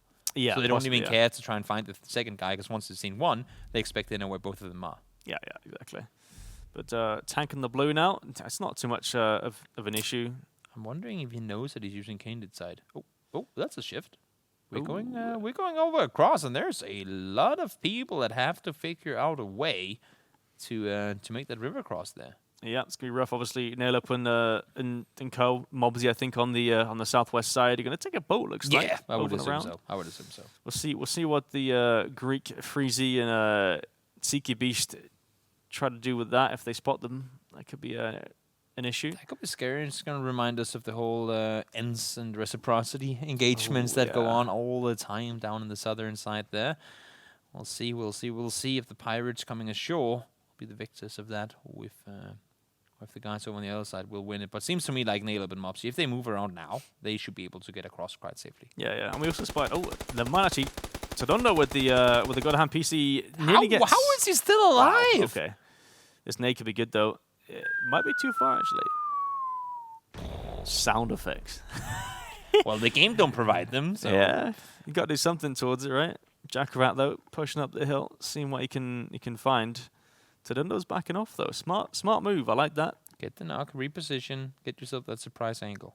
Exactly, yeah. 50 Cent, obviously, with the backup there. You see a lot of players with this QBU. It's, it's probably one of the strongest weapons you can have on South at the moment, especially DMR-wise. I call it the jungle laser. Is that what you call it? Is it? That's what I call it, at least. Right. Okay. I think it's worthy of that name, I feel like. Oh, yeah. Jack Cravat again. Oh, he keeps going. Oh. This nade, though, could be good. That was a... wrong bounce. Actually tagged him up as well, though, with the QBU. So they didn't do any damage, but his gun did. He has a teammate down the hill that goes, safe rest. But it's not getting picked up right now. Yeah, but the third party's coming in. Hashtag unknown. Acrobat trying to get the peak on that. Doesn't quite get it. I wonder if you're going to need this smoke. Wherever you are pushing. Oh, they should hit that, surely. It's completely quiet. Okay. Spotted. Drakaris. Actually got a molecule as well onto Todundo there. Yeah. So but Todundo. Crisp Todundo served somewhere near you. That's unfortunate. Yeah. Goes down, not a whole lot more to it than that. Flowey, he has found himself some bonus on the other side, but seems like they have more teams to have to focus on. That's the issue with the position then, right? They're on that riverbank, on the positive side, I guess you can say, of the water. And now Saron running back down 4 kills already for the team that went out real early last game. That's true, yeah. I mean, fragging out in the early game, it's solid stuff from them. They looks like they go back. That's a Painan, though. They don't want to overextend too much. Obviously, they've just made some noise. They don't want to become third party after that. I think they were the third party, and then you get fourth party, fifth party. It rolls on, doesn't it? Also, that whole hillside there. I mean, that's the reason that teams tend to get out of Painan as early as they can, even though it's a good position to try and hold from. It's just you will have to make a run in the open at some point, which can be extremely hard. Tari, despite being at practically 1 HP, does manage to find the knock on towards Ewan, but H-Bane, the teammate, is there to assist, and well, I mean, unless they get really unfortunate, should be able to get the rest on up. As I say that, the OBLC, they've heard bullets fired. Yeah, not doing too much though. Looks like they're actually creeping up the hill. Yeah, I mean, it's not something we usually see. I mean, especially when they don't even know there's players around them. I mean, obviously there's players on the north side, but they're not going to hear them from that distance, right? So, do you think lane rate for Circle 3 exists now? Yes. Yeah, I think so too. I think so too. Circle's a win. It seems to me like this one is pretty guaranteed to go right down in the face of Simpson. Yeah, looks I mean, like technically now it can go anywhere, but that's normally where we end anyway. Yeah, true. I mean, yeah, we've seen a lot of these in PL so far. The flush actually Mixon trying to get doesn't actually get the flush. I was surprised. Puts a nade out though. That could be a big nade. Doesn't cook it though. He does get up the stairs. And around. Oh, Kleineman, you're in all kinds of trouble, buddy. Yeah, we'll see what he can do. They can't obviously get the angle through the window there, so he's safe for now. They're holding the stairs. Mixon's got to heal up. They both got to heal up. So this, I mean, they're still on lower health. The circle's just in their vicinity. Flowey actually, oh no, that was a different fight. Looks like Owner's actually pushing over the bridge as well into Kleineman. So we'll see if that pops off. Could be a third party potential for the Espuma boys. But the thing is, I mean, and even though you get that first knock and flush and you go over and go, yeah, it's a 2v1, it's still a 2v1. I mean, we've seen it so many times where we think, oh my god, this guy's dead. Okay, never mind, he killed them both. So you can never just just dive straight into an engagement like that. You always have to keep your wits about you, and that's why I really love to see when players do those extra smart, oh, let me open the door while you vault in. And we don't know if that was exactly what happened, but use nades to try and blur audio cues and all these things to try and help up your chances for winning. Yeah, exactly. But as you can see, actually, Battlestrong and Joggy. I'll say Joggy. Yeah, they actually rotate up and around the north, past boot camp, and all the way around towards the northeast island and over the bridge there. So they've done a long rotation. You don't see very often. Big rotations. Not something we see too much of, but they do get a kill rewarded because of it. And it seems like they'll be, well, at least for now, able to stay put. They've had a tough break so far in the first couple of games, but some kills here and then maybe a position in one of the later circles should net them some more. Yeah, exactly. I mean, they've got a pretty free side to themselves, so not too bad. Meanwhile, actually, Owner actually gets the kill in Painan. Ewan. Pew, pew, pew, pew. That's a little bit off. Gets the headshot. Lucarook's down. He's actually going to go on the blue and flank. I like this. This is interesting. Creative plays. But I imagine Lucarooks might just hear this. I was already piecing out. Also, I'm looking at Silas and Sparking. I think that's another reason they didn't want to wrap inside, because look at this. That's a big open field if they wanted to push up the hill, and they were sitting there waiting for them. That is true. Very true indeed. So, yeah, I mean, you can't push down here at all. There's no way. You have to wrap around. Instant death. But that should also mean that they need to expect Ibis to have done the same. Yeah, 100%. And look at this field. How the hell do you see anyone in this field? I mean, it's like a tiered sort of field, isn't it? Mixon, though, the headshot, mid-range, instant flush. No rest for the Wicked and Mixon. He just pulls one straight over to that. I really have to stop making these bad sounds. No, it's fine. It's just, the game doesn't provide us with those, so, we got to do something That's true. In all fairness, we did hear that Car 98 being fired. I just felt like I needed to make it sound anyway. I'm going to stop now, though, guys. Sorry. Ibis, though, spots. Oh, actually, it takes a big tag from Sparking and Silas there. They've actually pushed out their compound further in. It's pretty smart. I like it. Get in front of everyone, but Sparking. The cost that comes with sometimes trying to take these long-range engagements, sure, they can come to benefit you, but you also make your presence known to a lot of people that, in this case, are right next door, and Silas gets himself caught off. He's going to go down. Naleb does go back on the backside, or down on the backside, so that's maybe a little help to them, but seems like once again they're left with just one guy alive. Yeah, unfortunately. I mean, it was Sparking last game, right? So if you can do it, then you can do it again. Ibis, though, still sneak it in, and there we go. Mage Bait Sparking with the double there. Important damage being done. Huge. And there we go. Ibis, the solo player they're all trying to find, actually finishes it off. So it's the silver lining of it all. Never chase him to begin with. Exactly. I'm interested why he's actually using this bunny suit. It's super incognito. Yeah, it's super duper. I mean, it might blend with this kind of ground here. Actually, maybe possibly it's a reddy sort of color. So. I like the fact that they don't go full try-hard mode in this. I mean, in the aspect of what they're wearing, it's just, you know what? I'll let them see me. Come at me. It's like the whole showing the bull the red colors, right? It's like, you know what? You can come at me. Doesn't mean you get to kill me though. Yeah, exactly. Yeah, true. It's more of like I'll let you fire the first bullet. Yeah, exactly. Yeah. So, yeah, just confidence there, I think. Yeah, maybe. Or just not thinking about it. True. That could also be a thing. Ooh, the whiff with the Threat Spray actually does get ripped down, so freezy flushes that out. Some rough space to begin with, but managed to finish it off. Also, I'd like to see how he... I mean, even though, of course, you want to hit those shots to begin with, it's still... He sprays like a madman, realizes he's not hitting anything, and then stops and kind of resets instead of just keeping spraying and continuing to not hit anything. It's a good call to stop the missed spray transfer there. 3 HP Smash, you're in all kinds of trouble, buddy. Yeah, exactly. He's in 1 first aid as well. After that, he's down to bandages. But I think there is... Yeah, he did get a knock on to... Or someone got a knock on to Seek Beast. Freezy's got a res. Or, choose to res or... I hope close the door.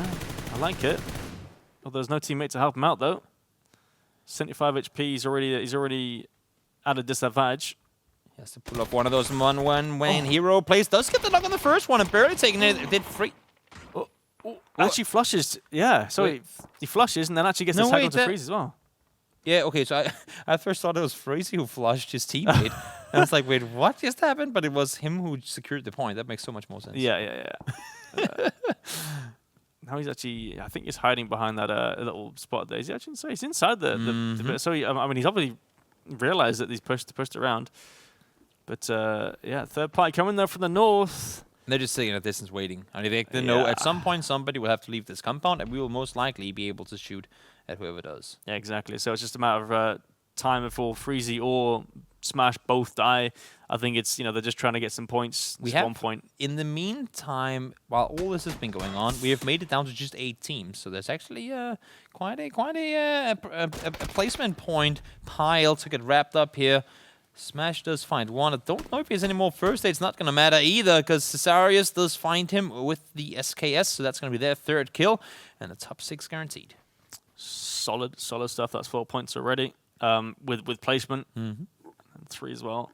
But yeah, I mean, the center compound, it looks like Stella have been there for a decent amount of time. I mean, we haven't really seen them do much this game, I don't think. How many kills do Stella have? Can our amazing observers go check? Oh, they do have 5 kills. Okay, so you stand corrected, my dear man. I am wrong. They have whether they've been fighting in the open or they've been holding people off from entering the compound, doesn't matter. They've been succeeding in doing so, and now they get the circle once more. They won the first game, and seems to me like they've got something going that is working right now. Exactly. Yeah. I mean, it's kind of, it makes sense in terms of, because we've seen obviously a lot of times where teams in compounds in Sanhok actually get a lot of kills because teams are running down hills towards the compounds or towards the valleys and stuff, and it's easy pickings.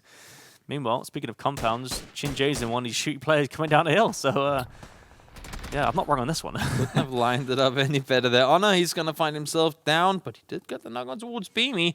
I don't think that's gonna allow for any teams to do those crazy pushes over towards them. You can see Gargi or Jargi and Battlestrong up on the northern side. They were looking down there when they heard the shots fired, but didn't get any angles immediately, and they're gonna now trying to hold off the compound in the north. Yeah, looks like Mixon's got a lot of stuff to get done here. They know he's there too. Yeah, essentially it's just a matter of time. Mixon crosses the road.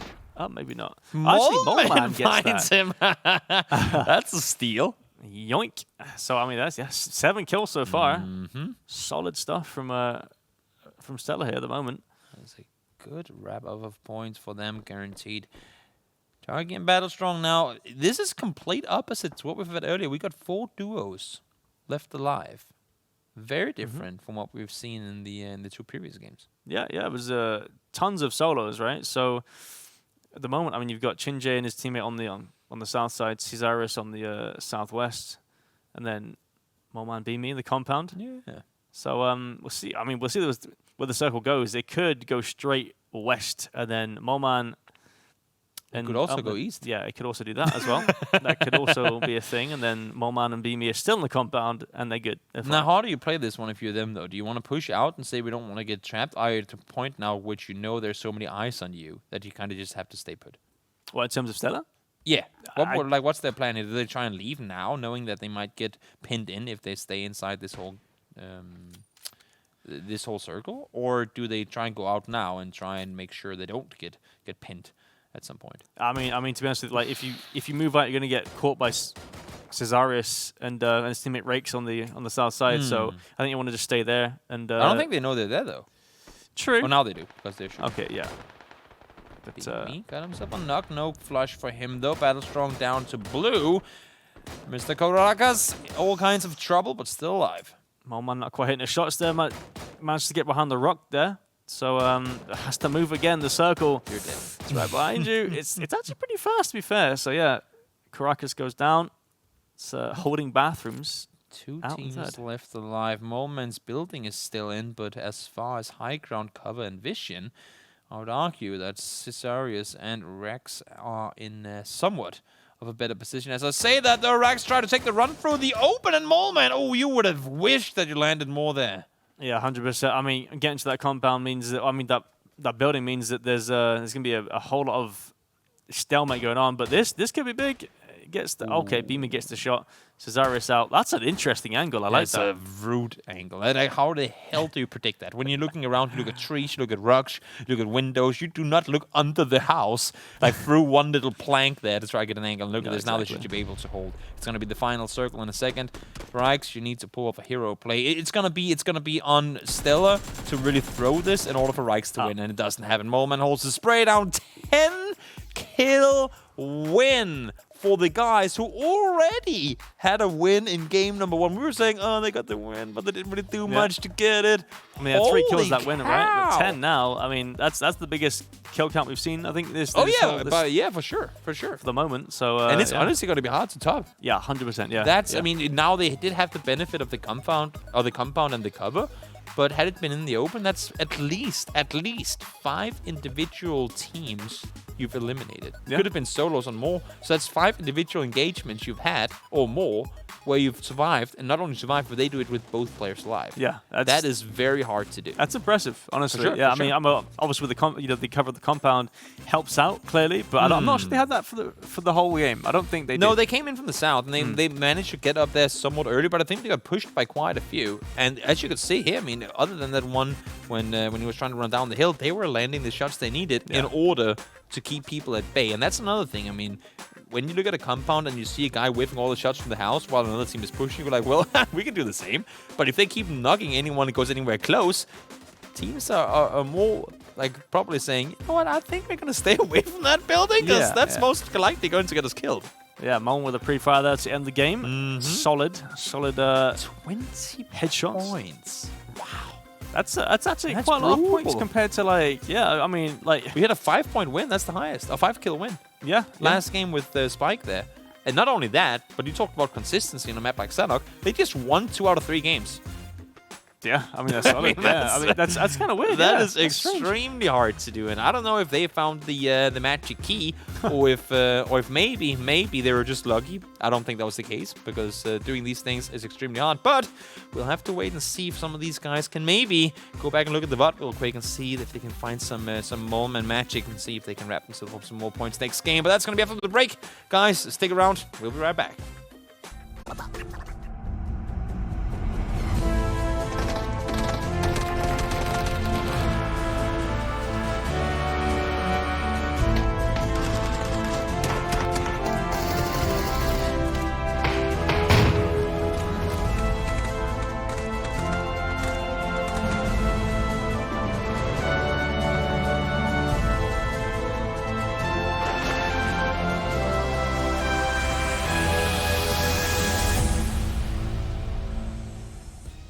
Welcome back. Stella gets himself a double chicken dinner, and also HayZ is gone.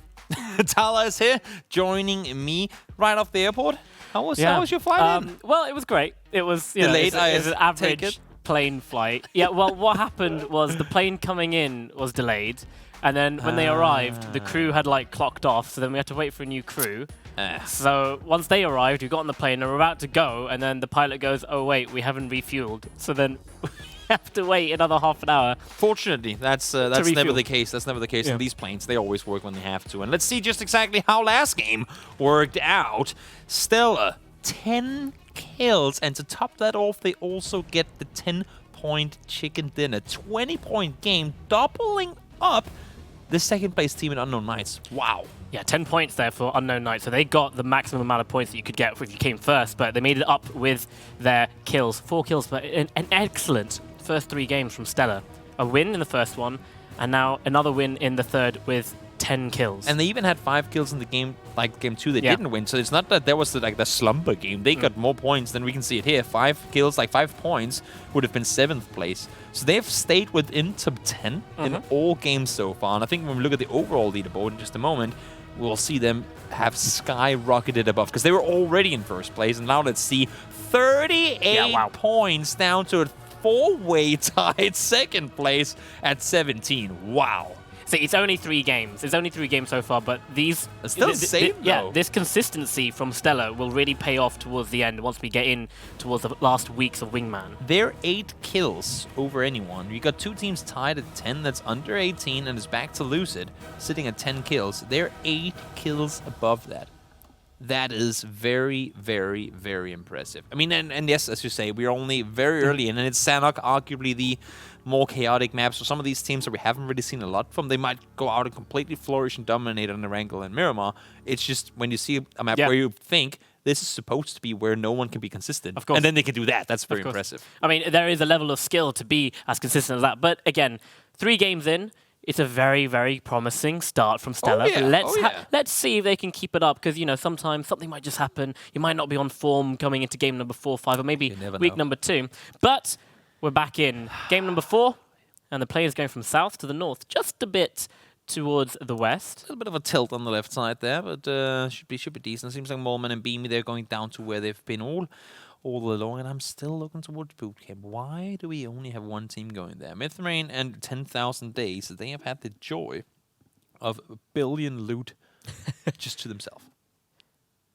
That's the currency, by the way. 1 billion loot. 1 billion loot. Do you have 1 loot for me? No, 1 I have loot? 2 loot for you. I have 0. How many loot do you have? You have 0 loot? I have 0 loot. Fair enough. But they have a lot. At least they have a lot available when running around in boot camp. Same thing going on with Ruins down by Bankai and then Horseman. And now Tari has been found. We've actually not seen early game action so far, but seems like Tari with the Vector has a stand-up at hand. Yeah, he's got the Vector, but he's being pushed hard and fast with an M4 against the other side of the building.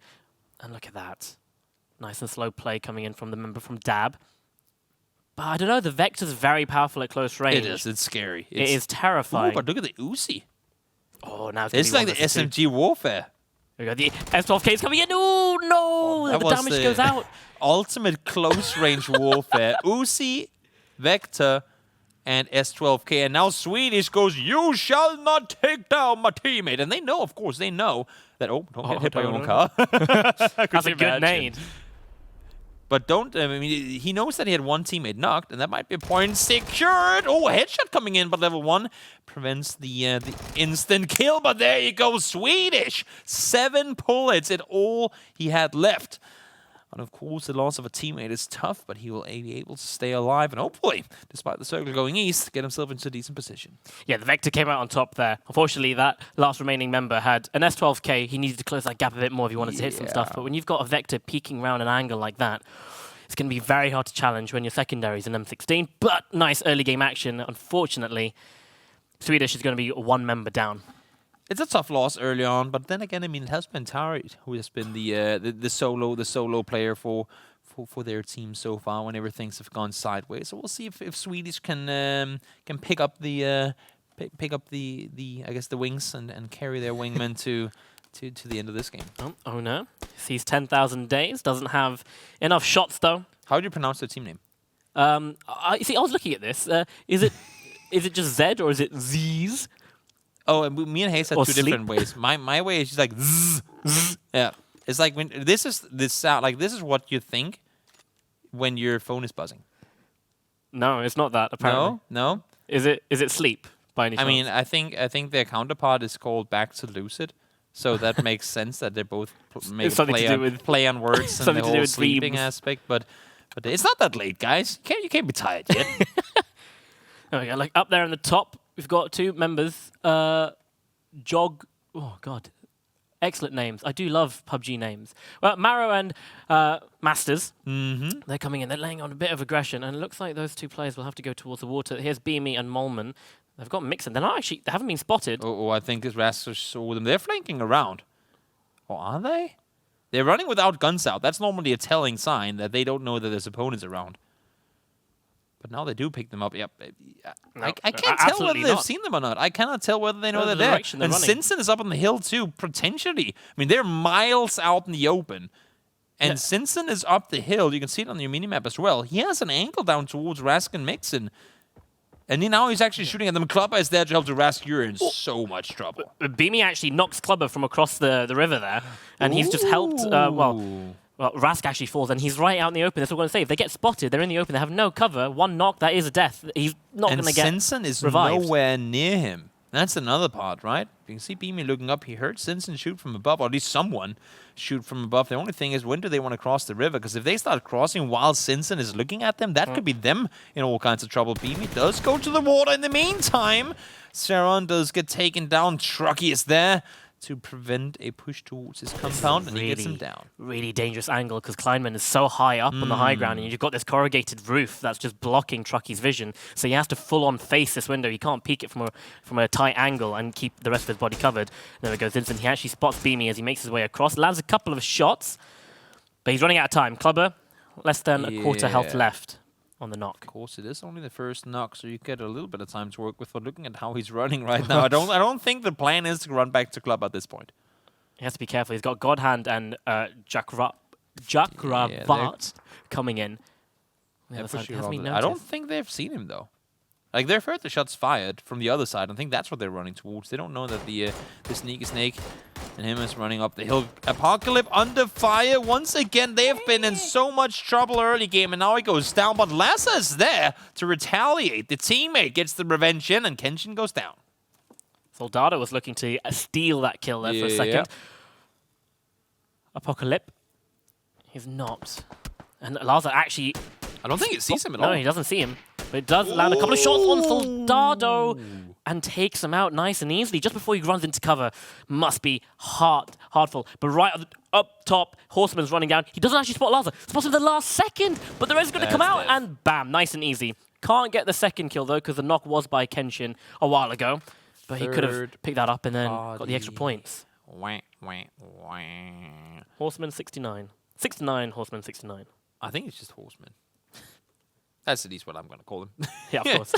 He doesn't get the credit. I mean, he's been in the game for a long time too, and I've always just known him as Horseman. So that's what I'm gonna keep calling him. But Circle, nonetheless, somewhat centered around Croria. Now, this is only Circle 1. We know that the third circle, rather than the fourth, is the one that shifts away from water. But this Circle 2 can still go anywhere. And I'm looking down at those caves down south, and I'm thinking that could be fun. I don't think it's going to go there, but you never know. No, if it goes in the caves. Oof. I've never seen an actual on or in cave ending. But again, it'll be one of those chaotic games where it's just everyone's either trying to get in. Do you go in or do you stay out? Do you stay on top? Like it's Also, there's water in the cave, but you don't see the water on the map, so does it count as water? Probably not. We'll see next shift. I mean, it has to go away from that bay down there anyway, Yeah. so most likely it's going to be out. But then again, Quarry doesn't count as water, and there's water there, so... I don't know. Well, we're about to see where the next circle's shifting. But before that happens, Mr. Caracas and his teammate, they have to beach these boats. Unfortunately, they are Teslas, so they've been hurt from miles away. I think Gargi definitely knows there's someone really close to him. He's going to be spotting out in a second. Comes around the corner a bit too hard, but lands the first couple of shots, and Mr. Caracas does go down. Finds Chinjay, picking up the kill for good measure, and now his teammate Battlestrong's got a nice angle. He's in the water, and I don't know exactly where he can get up from here either. Has to reload the Car 98. Might get the angle up the hill. Mithrain and 10,000 Days are going to go down as well. That's the team that gets the honor of looting. But I don't think the communication is coming across right now. I think he said he's on the rock, but he's on another rock than what Gargi is looking at. Oh, well, Battlestrong's coming behind in a second, and it looks like Chinjay has no clue whatsoever that he's being flanked. Gargi needs to be careful, and he does get into cover. He's getting tagged a tiny bit. Just trying to figure out, getting that information, peeking out, and there we go. Battlestrong is exactly where he is. Oh, you're swimming, Sinjay. That should be death. Yep. Oh, that's the worst thing. I mean, swimming is fun, don't get me wrong, but swimming when you're getting bullets tossed at you, that's not fun. But look, there's no breaks for these guys. Straight away, Stax, Made and Malmo, they've come up behind Pixen and Stax. Oh, Pixen's got a nice high ground angle as well. He can see, but he's only got a 2x on the SKS. Not exactly optimal for that distance, and I think that might be the call for them to back off.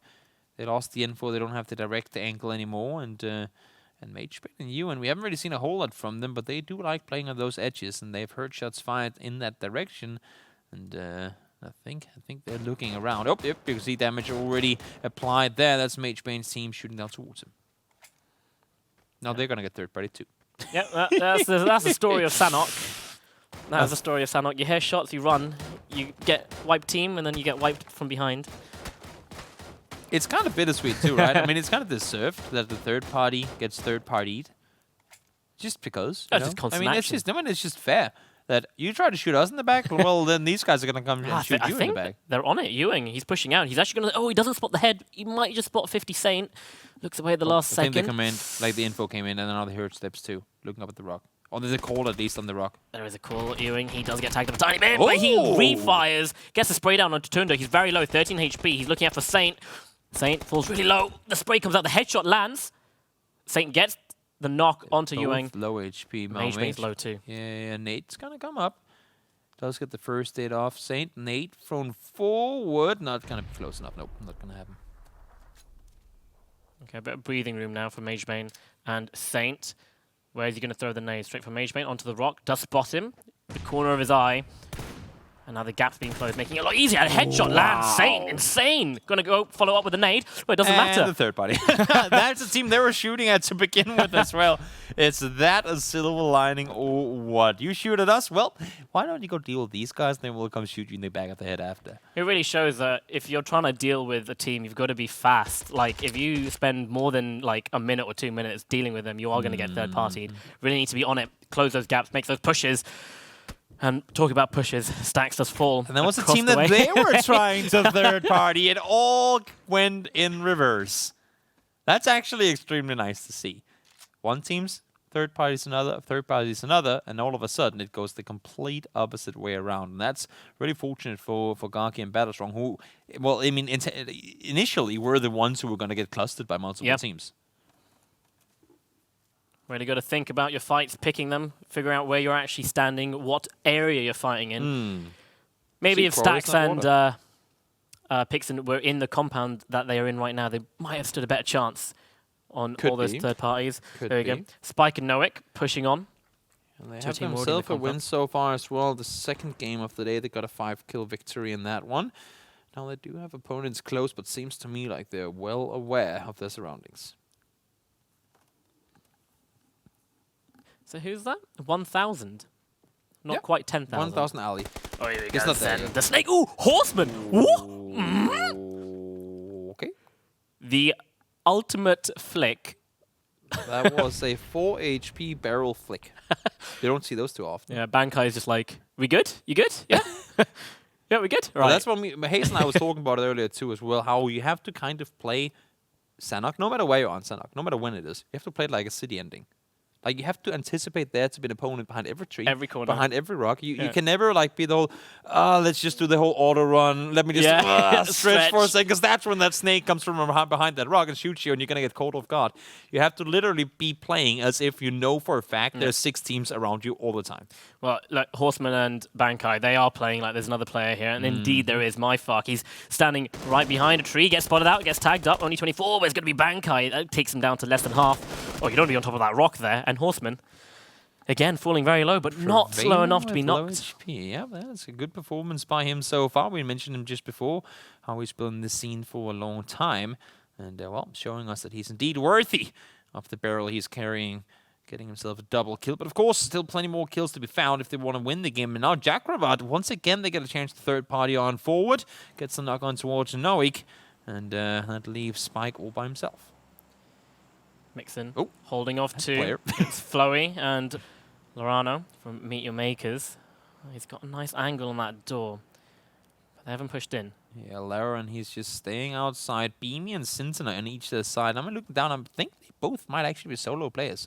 Beamy solo, Sinton solo, and they're kind of holding off, but neither of them want to push, knowing that the compound is going to be excluded real soon. Well, they're in the circle. Look at this.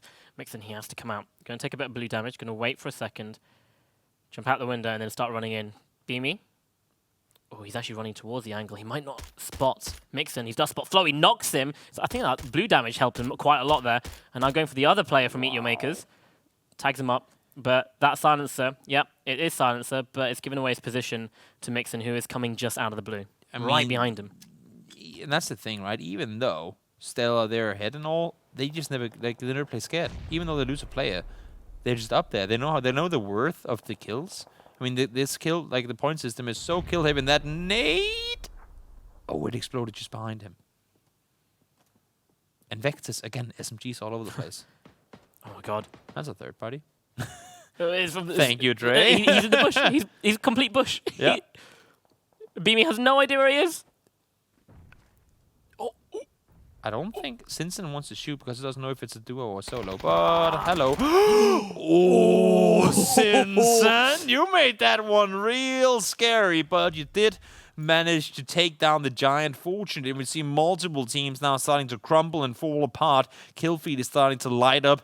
As all these teams starting to get eliminated as well, mixing around the backside. He sees I was going to say he must see Simpson, right? And that's going to be yet another kill for a solo that found one from behind. There we go. Look at this. Mixon, he was the worst person in that situation, right at the back, coming in last. But he made it work. Both the Meet Your Makers go out, and so does everyone in front of him. And he gets a kill out of it, going up in the placement points. Team Who is eliminated. That is Topaz. Gargi is again. I mean, there must have been like 7 or 8 kills at this point. Really good game for them so far.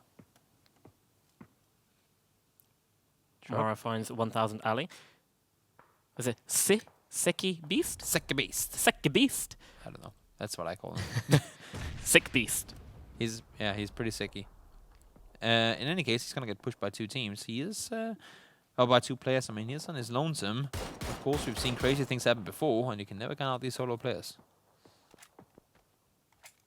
Yeah, Dre looking to do some damage elsewhere, just getting his ADR up, getting tagged from the left. That smash that's hitting him from just nearby. Ooh. Jumping around the corner, does get knocked. Seki is just outside the building, and I don't think they know this. So he hears all this going on just outside the house, and now he might want to look through the window. He has his nades, but of course, once he cooks the nade, of course, that's going to inform the guys, since they're that close, that there's one just outside the house. But could you imagine them just both vaulting out this window now and him just being completely jump scared? Oh, it's going to happen. Okay, no, he's going to heal. He's going to heal, and then it's going to happen. The thing is that he's so close to the window, I feel like you can't look that high up. Oh, right? no, he's not going to shoot them before they... Like, he's not going to get to shoot them before they... Oh, nade. Yep, that's going to be the info. They saw him, but he does have the nade in hand. Where did the... I feel like he cooked that Trucky's nade. going to come around the corner. Oh, he nice and easy. called him. I was going to say, I feel like he cooked that nade, didn't he? But nope. Taking out the nade indeed informed Trucky that there was one just around the corner, and him and Dre found themselves the kill there. Mixon, yet again, active in the kill feed. And not only is he getting kills, but he's getting his way further up those placement points. We're down to 9 teams, and we know for a fact, looking at the point system, that it starts at 13 teams left alive. So for every single kill, every single team eliminates, that's more points gathered for him. Well, yeah, it kind of starts at 12 because you get 0 points for coming 13th. That is a good point. But yeah, it was close enough. It was close enough. But of course, if you get some kills and you're 13th, then of course your kills do count towards that. Gargi is going to get a nade in his face while throwing a nade back. That's a good nade. It rolls around the corner. They knocked each other. That's fair, I guess. You knock me, I knock you. Had it been solo games, they could both go back to the lobbies with smiles on their faces. Is blue going to do a lot of damage? Both of them just have to instantly run. It does do a lot of damage, but they need to just get in. Oh, no. OVG are coming in right next to Battle Strong. But he didn't get that knock? He's 1 very HP, low. but he was tanking bullets like a madman. Oh, my lord, those bullets. Not the type of whip you want to do, but this one should bounce straight on in. Battles, you're dead. What he can't do with the gun, he can do with the nade. Fortunately, they do get the damage and the kill in there, but only one of them secured for their team, considering that the other guys picked off the other. The other guys being Cesarius and Reichs. They had a chance to get a win last game, got themselves a 2nd place. We'll see now, though, if they can manage to pull it off here. Now, this is where it gets very interesting. So you've got all this undulating terrain with a lot of trees, which is good, and rocks. But then you've just got a road, nice and empty. That's practically a river. It's basically You can yes. shoot from it, but it's a river. I No, mean, no one wants to cross it. No one wants to go near it because there's hardly any cover next to it, and crossing it is just a death sentence. But there we go. If you are north of that circle, it looks like you're going to be crossing it, and you don't want to be crossing it into that compound. the real question is, did Thunder just get a shotgun on that crate? I think that's that's got to be the most important The question. new shotgun. Yeah, it's in the game. We're playing the current live patch, you know? Of course. Yeah, so it's in the mix now. I don't think that happened, and I think that Nate That is is a gonna. Kobe. That's unlucky. Also with the new patch, Nate's bounced further. So that's something teams will have to adapt to. Silas does find one, though. Sparking finds the other with the Nate make that, actually. But Silas, from the backside, gets himself knocked. Thunder was there. Fortunately, with the kills coming in, the rest should be able to get up there as well. Mixon's made his way into the circle, and he's gone into Quarry to do so. So he's going to be... And look, there's no one around him as well. So Yeah, he he's can gonna chill. relax. He's He gonna can chill. chill. Let everyone else clean up. You can see Existence, Dre down there at the bottom. They're coming in right behind... Who's that? Ham Slam. Yeah. And Mordello. And they're coming behind them while they're looking the other way. They have got a knock onto Rikes. They're looking for a second one. They can't just about do it, but they're running out of time because Dre...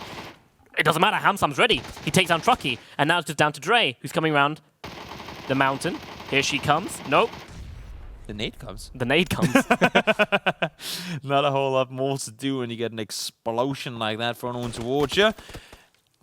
Chickpea gets himself Noxus trying to make up for that last game's second place. They want to get it all this time around. Hamslam, 4 kills for the team so far, 2 apiece. And, well, I mean, that racks up the 5th for them. So solid points, no matter what happens, with another 4 points in the bank due to the placement.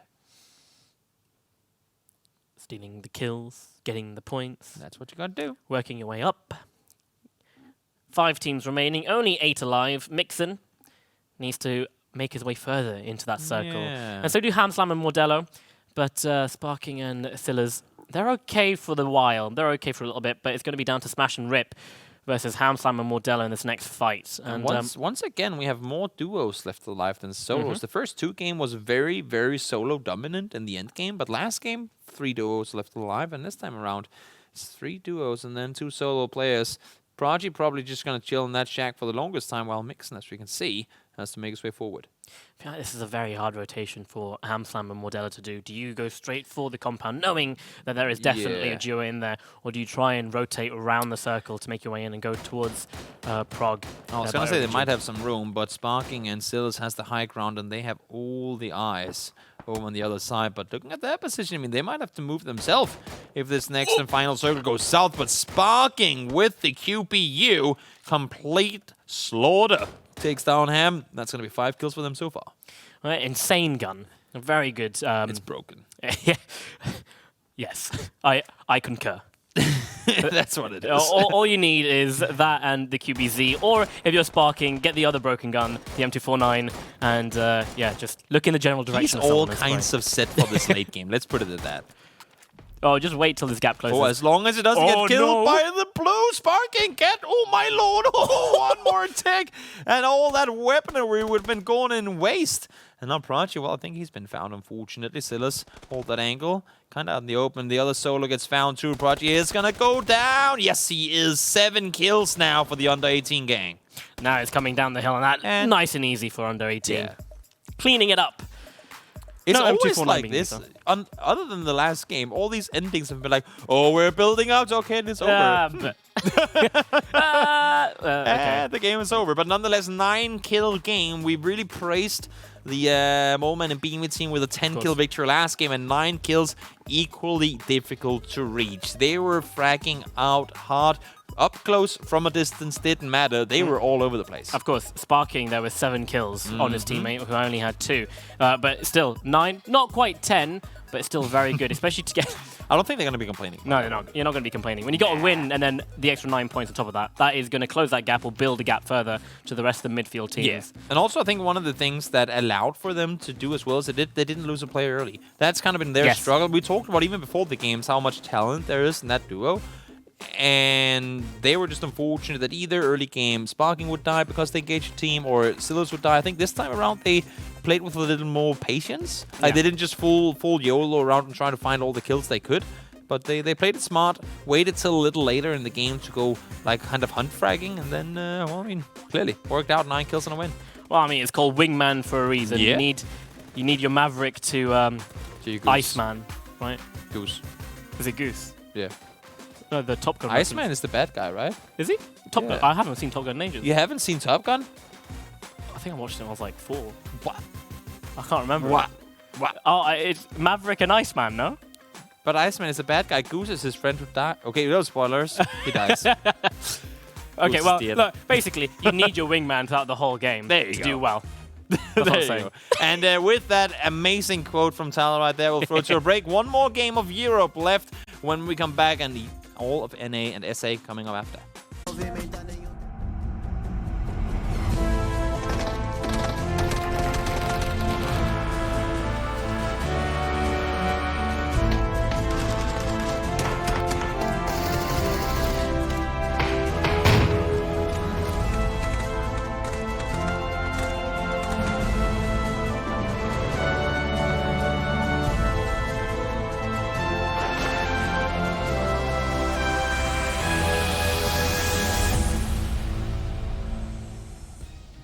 One more Sanok game left to play today for the European, Middle Eastern, and African.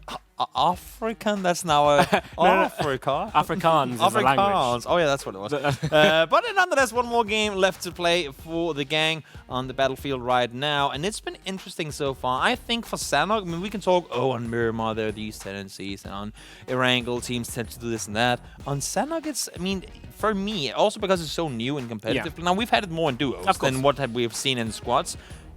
But it's still a little scary random to go. But let's see at the scoreboard if we can maybe start seeing some sort of tendencies. And I cannot find any other than the fact that finally we see the teams that win the games also get a lot of kills. Yep, under 18, first place. They're 10 points for coming first, and the 9 extra points for the 9 kills that they got, just shy of 20 points. But a very, very good effort. That's going to give them a lot of a boost up on the overall leaderboard. Gifted Gaming PUBG. That's Gargi and the gang. They were good at finding those kills. Only 2 points for placement. They got 8 kills though. Yep. And that's, I mean, obviously not the placement points they probably would have wanted, but still, we have seen the scoreboard. We've seen the point system. Yep. You want to rack up kills. Yeah, of course. I mean, since this global point system has been used, it really, really rewards aggressive play styles for sure. over trying to camp and trying to get placement. We've said this all the time, and that's what makes fun PUBG. And speaking of placements, look at Unknown Knights. They only have 7 kills so far, but they're tied at 3rd. Yeah, okay, right. So completely they've got the placement points, but obviously, on the long run, over time, it's going to be that much harder to continuously get late game as opposed to continuously rack up a couple of kills. Stella, still based on those 2 first games, and based on the first 3 games, up there in 1st place. And now, guys, Game 5, final Sanok game of today. Today for this region, I guess I should say, going to be coming your way because we get another 5 amazing games of Sanok coming your way once we bounce on over to the North American and South American region coming up later tonight. I'm looking forward to when GLL are going to put Vikendi in. I don't see why not. I thought they were going to. I thought I saw Simon tweet something quite a while ago, saying, "Oh, you just wait till what we have in store for Vikendi." I don't see why not. Honestly, I mean that's. I think it would work really well as a duos. I was gonna say for duos. I mean, yes, there's a lot of compounds, but adapt. I mean, it's not easy, but you can play around with it. And also, one thing I'm seeing right now, guys, there is more than one team in boot camp. Oh, and they're already fighting. And they're already fighting. Mithrain, he is no longer the lord and owner of the lobster building. No, indeed, not judge with the UMP has found him, and honor has no such thing. As he takes him out in 10,000 days, maybe more like 10,000 steps you try to get away from your opponents, because he's going to be all kinds of alone for the rest of this one. Oh yeah, didn't they make their own logo there? It's a very good logo. It's very impressive. It's like we said it was the thinking face, but also the smiling face. Yeah. So he was smiling. Maybe he was thinking about something good. Someone definitely did a B-Tech in art. Got the highest mark they could. So there's 3 teams here in Painan. That's interesting. We know Klubber and the Simpson, they've been down here. Also now we got Spike and no, that's not that. I'm looking at Isuma and Ispuma. It's 2 very, very similar names. But Mixon and Rascadus getting eluded up on the southern side of Painan. Oh, Ironside, Car 98. We can't get anything more World War I than this. Well, Doesn't get any more World War One than got this. a nice skin there. Just spots out Swedish as he's making a run for it between the buildings, darting, dodging, dipping, diving. I love that the guy's name is Swedish, and I think he's Croatian. Is he? Yeah, I'm pretty sure. It's not 100%, but it's a country east of where I live, at least, which limits not that many. Well, right now, they've got a sandwich going on the Dab boys. Hashtag unknown as well. Hashtag unknown. Hashtag unknown. Mary and Swedish, they're kind of split off from one another, but I like what they're doing right now. Swedish obviously knows off of the info that Terry provides where the opponents are, but Terry using more bullets than he probably would have wanted to get the nugget. Now the flush should be easy enough, and they know that that she created this and caught in between now. Yeah, look, Swedish is pushing straight away with the grenade, gonna go straight into that building. Nope, it's not. It's gonna fall a bit short. But Could you imagine him knocking himself there? the cloud of smoke should be enough, and the noise should help him push up. And now they can close that gap, and they're making She Created fight on two different angles here. Not great. Oh, caught Tari! in the open. Reload. 26 health. Oh, the S12K coming in. Oh. Getting a bit hairy for some. Had he had more ammo there, that would have been very, very tricky for Terra. And I think that was maybe the call, I'm in the open, help. And then all of a sudden, Swedish just full speed censored with the shotgun. Good communication. Okay, Oh, yeah. he's now Yeah. fully distracted by me. You can make your push. That's Yes. exactly what they're doing for Beamy with a really nice VSS skin. Just pew-pewing. That is the name of the game. You just gotta pew until you get Pew the pew. nom-nom. Point-and-click adventure game. Yes. That's what PUBG is. Point-and-click adventure. And kinda is. Yeah. Just have to do it a lot. And win. Mixon, did he get knocked? Is he gone? Yeah, he did. He got knocked. He got, But now he is He's deaded. He is dead. But he's gonna be back. Not today, but for the next adventure, and I'm sure he's not too mad about not having to play Sanok anymore. at Insane least for a little flank while. by Beamy. They've He been in wants this- Rask. Well, obviously they got the knock on the first guy, and with the smoke there, they're probably anticipating the rest. No, they're not, because they flushed him. So obviously that's not the case. But they're expecting him to be around there at least. And oh my Oh, the lord. double nade on either side. Lord, there's Oh. no counterplay to that at all. Okay, yo, there's a guy behind a rock. What do we do? Oh, let's just nade each side. What do you do? I mean, when you sit, and that's one of the things, right? Because I know all these guys, they're extremely competitive, hence why they're playing this tournament. But they're also they're gonna go back and watch the VODs. They're gonna like, oh yeah, and what could we have done differently? In that situation, it's like you cannot even take anything away from it. That It's just, situation, dude, you got double nailed. Yeah, I mean, you hands up, let go you of got- keyboard and mouse. just admit defeat and be like, you know what, he wrecked me. Freezy is He's RP you know, I mean, the walking. asphalt does make more sounds. I would argue that maybe that's. Is he DC? I was gonna say it could be a bit of a disconnection from freezing. Maybe his computer is freezing. I don't know. Could be. Hence the name Clubber finds a headshot but cannot connect anymore. And once again, Lhasa and Apocalypse, they've been taking fire early all day long, but now finally Apocalypse lets us see through the first damage coming in, and Clubber goes down. Yeah, Apocalypse, he is very low still, so 2 shots by Zisson. Takes him down, nearly getting Laza as well. Nade.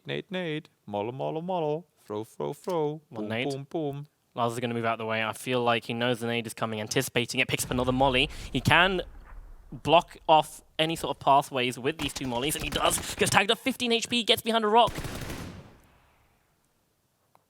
He's caught between a rock and a fireplace. But now this is good. Laza knows he's not going to push. He can get his teammate up. And Apocalypse, he doesn't even need to res here. He just needs to hold an angle. Sorry, he doesn't need to heal. He can just hold an angle.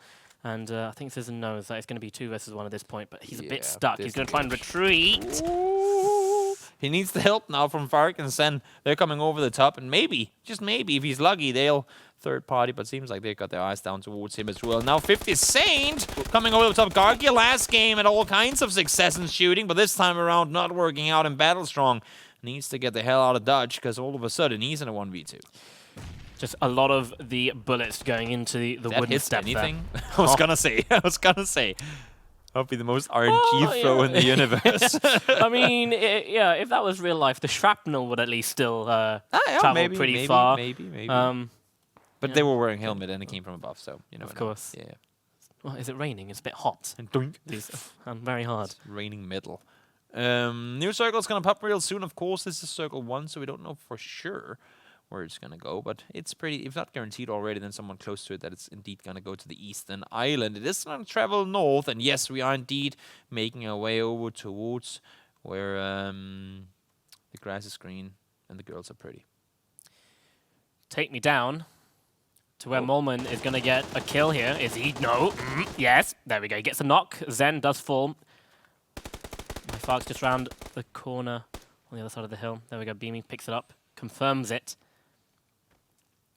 And they're playing in the open on the southern side here. Fark needs to make his way away, and he is indeed running. He's going to go all the way around the eastern side of core. I actually kind of like this play, because as you can see, Molman and Beaming, they're looking around for that teammate. But I think they're just going to stick to the edges this game. They know, well, we didn't get the circle. We have to travel north. Yep. Let's just run it with the circle. And that also means, yes, it's not guaranteed. But for the most part, you limit your needed vision to a 180. Or like to looking forward, rather than having to constantly look all around you, which you do if you're in Modelo or a Hamstam situation in the middle of the circle. So they can now focus on, oh my god, spot. I was just gonna say, if you didn't get that kill. But he does. Really questionable. Now I wonder, does he go up in that gunplay. exact same position again and wait for Mopsy to come in the house? Or No, for surely another teammate to just randomly go in and get killed? Upgrades is I want to see how many QBZ. kills he can get from that spot. Just go back in there, sit in your corner again, wait for the next guy to come by. Well, they have this little tiny compound on lockdown. Yeah. No one nearby as of yet. You can see right there in the middle on the crossroads, we've got a fight going on. Swedish gets downed Joker, and Tari Once finds again, they stay 1,000 alley. alive. Yeah. They stay alive. Again, great communication we saw from them earlier. Once more, they manage to prevail. Apocalypse trying to get a very, very, very narrow angle. Doesn't really work out for him. He does have Lassa nearby, but they got Rykes and Cesarius just around the corner. He's playing very slow here. Only 18 bullets in his magazine left. He's 1 versus 2. He's going to be peeking around the corner. Just making sure he's got everything checked off. He needs to make this into a 1v1 each time they line up, but the pre-fire comes in and he does fall. Great double peek from Rykes and Cesarius. Really difficult to time, I feel like, especially when you don't know the angle, but you can see the way they were lining up. I mean, had he been really good at hitting those headshots, that would have been an easy double for him, but the way they do it with the amount of firepower on the same angle, really great play. And Lassa actually does have the uphill vision here, but it seems like Rykes has somewhat of an idea that he's above. Oh, yep, that's the angle. There we go. The SLR comes out, 2x on it. Cesarius also going to try and peek. Apocalypse, he is going to fall. It's a second knock. Won't be able to get a res there, but now Rykes and Cesarius, they're going to make the push. Rykes gets taken down by Laza. He's greeding, thirsting for the points right there, but Cesarius looks up, gets the headshot. And not only that, but he manages to do that with getting the rest up as well. Molman and Beamy, though, we know they are good at getting those kills. Are they going to go hunt for it, though? Are they going to make their way inside the circle? Maybe wrap underneath so they get themselves a better spot for the circle to come. Every duo here is very nicely spread out. They've got their own little real estate and they're just waiting. That's what we talked about game 1 as well. I mean, we always say game 1 is that game where everyone's landing on top of each other. Nobody got a kill for the first, I don't even know how long. Very interesting. There you go. Our winner of the last game, his teammates already been taken down, so it's Silas all by himself now. But he is being stalked by Zinsen. He is indeed being backtracked. Now the circle did go down towards him, so it's not exactly in a hurry to go anywhere. Unless if he wants to go center, but I don't think that's his case. He's a very, very, very talented player. And, well, I mean, he's going up against the first place team if he continues going west. So we'll have to wait and see what exactly his decision-making leads to. Kenshin, though, got himself a knock, but he's going to go down in return. And now Soldado needs to get the revenge, and that's he does. unlucky. Kenshin, though, was flushed, so no rest coming in for the teammate. You can get his loot, though, and get going. Yeah, Soldado just manages to get the kill on the right-hand side of the tree there. They're sending it. Smash and rip. There is no rest for them. Oh, Soldado. Hello. Hello. 4x3. Hello. There you go. Don't play with stretch, guys. So you're 1700 rate. I mean, you know, there's so many people playing with 1700 radios now anyway. So I think you probably should. Since so many people do it, I think it's probably a good idea. No, I'm a 4K 1080. 4K resolution. 4K. Gamer. The computer can't handle it. PUBG can't handle it. You play on your big screen TV. My big screen, yeah, downstairs. Now this is edge precision. This is snaking at its finest. And while that's happening, we can go up north and see Sinjay. Unfortunately, he does get flushed. Ives goes down as well on the northern side. Lucarox tries to find one, but Pixton is alive, but only a tree to cover, and it's not going to be enough. Caracas able to get the revenge in from his fallen teammate and now make the run further inside the circle. All prone rock. Yep. Banana suits everywhere. So he's going to wait up. Still in the circle, just needs to wait. He does have Ives and Lucarux coming in just behind him. I wonder if NIP was wearing banana suits, if there would be bananas in pajamas. No, yeah, absolutely. Bananas in pajamas. Yeah. Walking down. Is it walking? I don't Running know. down. I don't know the song in Danish. I don't know. Yeah. Banana IP, Amos. Yeah. Teach me the way of I the am not Dane. going to spend time doing that. Not even off. Not even off camera. That's a waste of breath, I think. No, But I won't learn nonetheless, anything. you can see on the southern side, far down, his name isn't even in it all, Moleman. They knew that teams were taken down there, and they're indeed trying to clear that southern side before teams are making their way up. Freezy, he's back in the game. A little AFK run did him good. And now he knows that Flowery and Leron are making their way on over, but can they hold them off? We're about to find out. Yeah, it's very hard running over from the cliffs on Sandhawk. It doesn't give you as much cover as, let's say, the cliffs on, what's the name of the map? There we go, Erangel. No, Erangel, of course. You know, look at all this open area. It's very flat still, and all the other high ground that is surrounding the cliffs it really gives anyone on the hills the elevation advantage. As you can see here, Second Beast already spotted out Larone. Flowy's just holding back, seeing if he can cause a distraction, get a pick at least, a knock. Yeah. That would be enough. Now they know they're forced into blue, and with their circle 4 in here. Oh, hello, right side, yes. Flowery does get spotted, no damage done. Smoke's being thrown as well, so they don't have the direct line of sight so far. But as you can see, this blue is really starting to chunk them down. Oh! Wow. Da-da-da-da. Larone falls. Bippity-boo. That's a Hail Mary. I would be surprised if that lands anywhere close. Meisters, though, and Maro, they're pushing out into the open, and they might want a piece of the pie here. You can see they're coming actually up the hill for the guys above and under, and his teammate as well. They've run out from boot camp, making their way up towards this mountain too. So plenty of teams up in the area. Maro finds Seiki. Freezy now by himself. He might be running straight into the other duo, though. Three-way fight, because now Flowy's coming all the way around Meisters, and Maro, as he's coming up the hill, he's going to hold off back a bit. Only push and only fire when they go into his line of sight, and you've got Honor coming in from Z's. He's trying to hunt, but he doesn't know it quite exactly. Picks up the kill on Beast. Doesn't know where Freezy is, holding the angle. Spots one, looking for the second. Spots both of them. He knows exactly where they are. They're going to line up as they run away. The spray down, one knock. Honor does get tagged a tiny bit, but the second knock does not come in. Freezy's going to hold now. Now, I admire and I really enjoy seeing teams play together, duos play together, because you need to be able to reflag immediately, but that might be a bit too close for comfort. Now, the circle is pushing in. Are you spending time first aiding rather than resing your friend? Because I don't know if you have time for that. You can see him crawling. Once you're in the blue, you can't... Is he just leaving him? Questionable.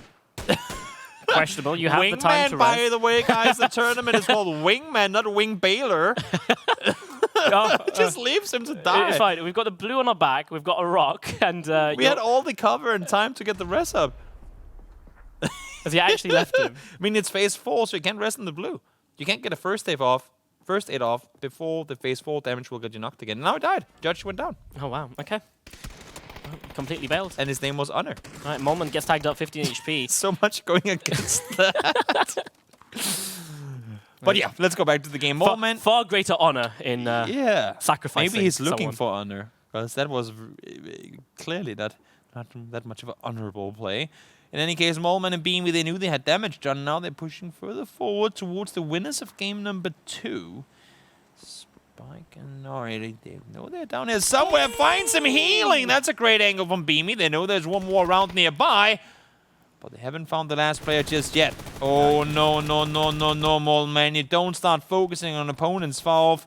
Actually, they aren't far off. You know what? I'll take that bet immediately. Sorry, Moleman. They were closer How much than I health does thought. Beamy have? It looks like he has no health whatsoever. But he's going to be holding the angle on the other rock. Spike has no idea where he is. It's a 1v1, both players. I hope so. Nope, never mind. I was going to say they're both on 75 health, but Spike falls down to about 5. I think he was feeling that nade coming in towards him. Modelo is going to get Ivers down despite being... Wait, what? Yep. So Ivers kills Modelo. As the Modelo nade was being nades thrown. Ivers. Yeah, okay. makes more sense then. Spike still alive down the hill. And I actually, like, come to think of it, I do actually kind of like what he did there. And in securing them to stay away. Molman, unfortunately, that was the same time as Spike looked around from the backside. Sinsen gets himself flushed by the road. That's Tara and Swedish from the compound. And once again, we talked about the roads being rivers last game. This one is split dead even.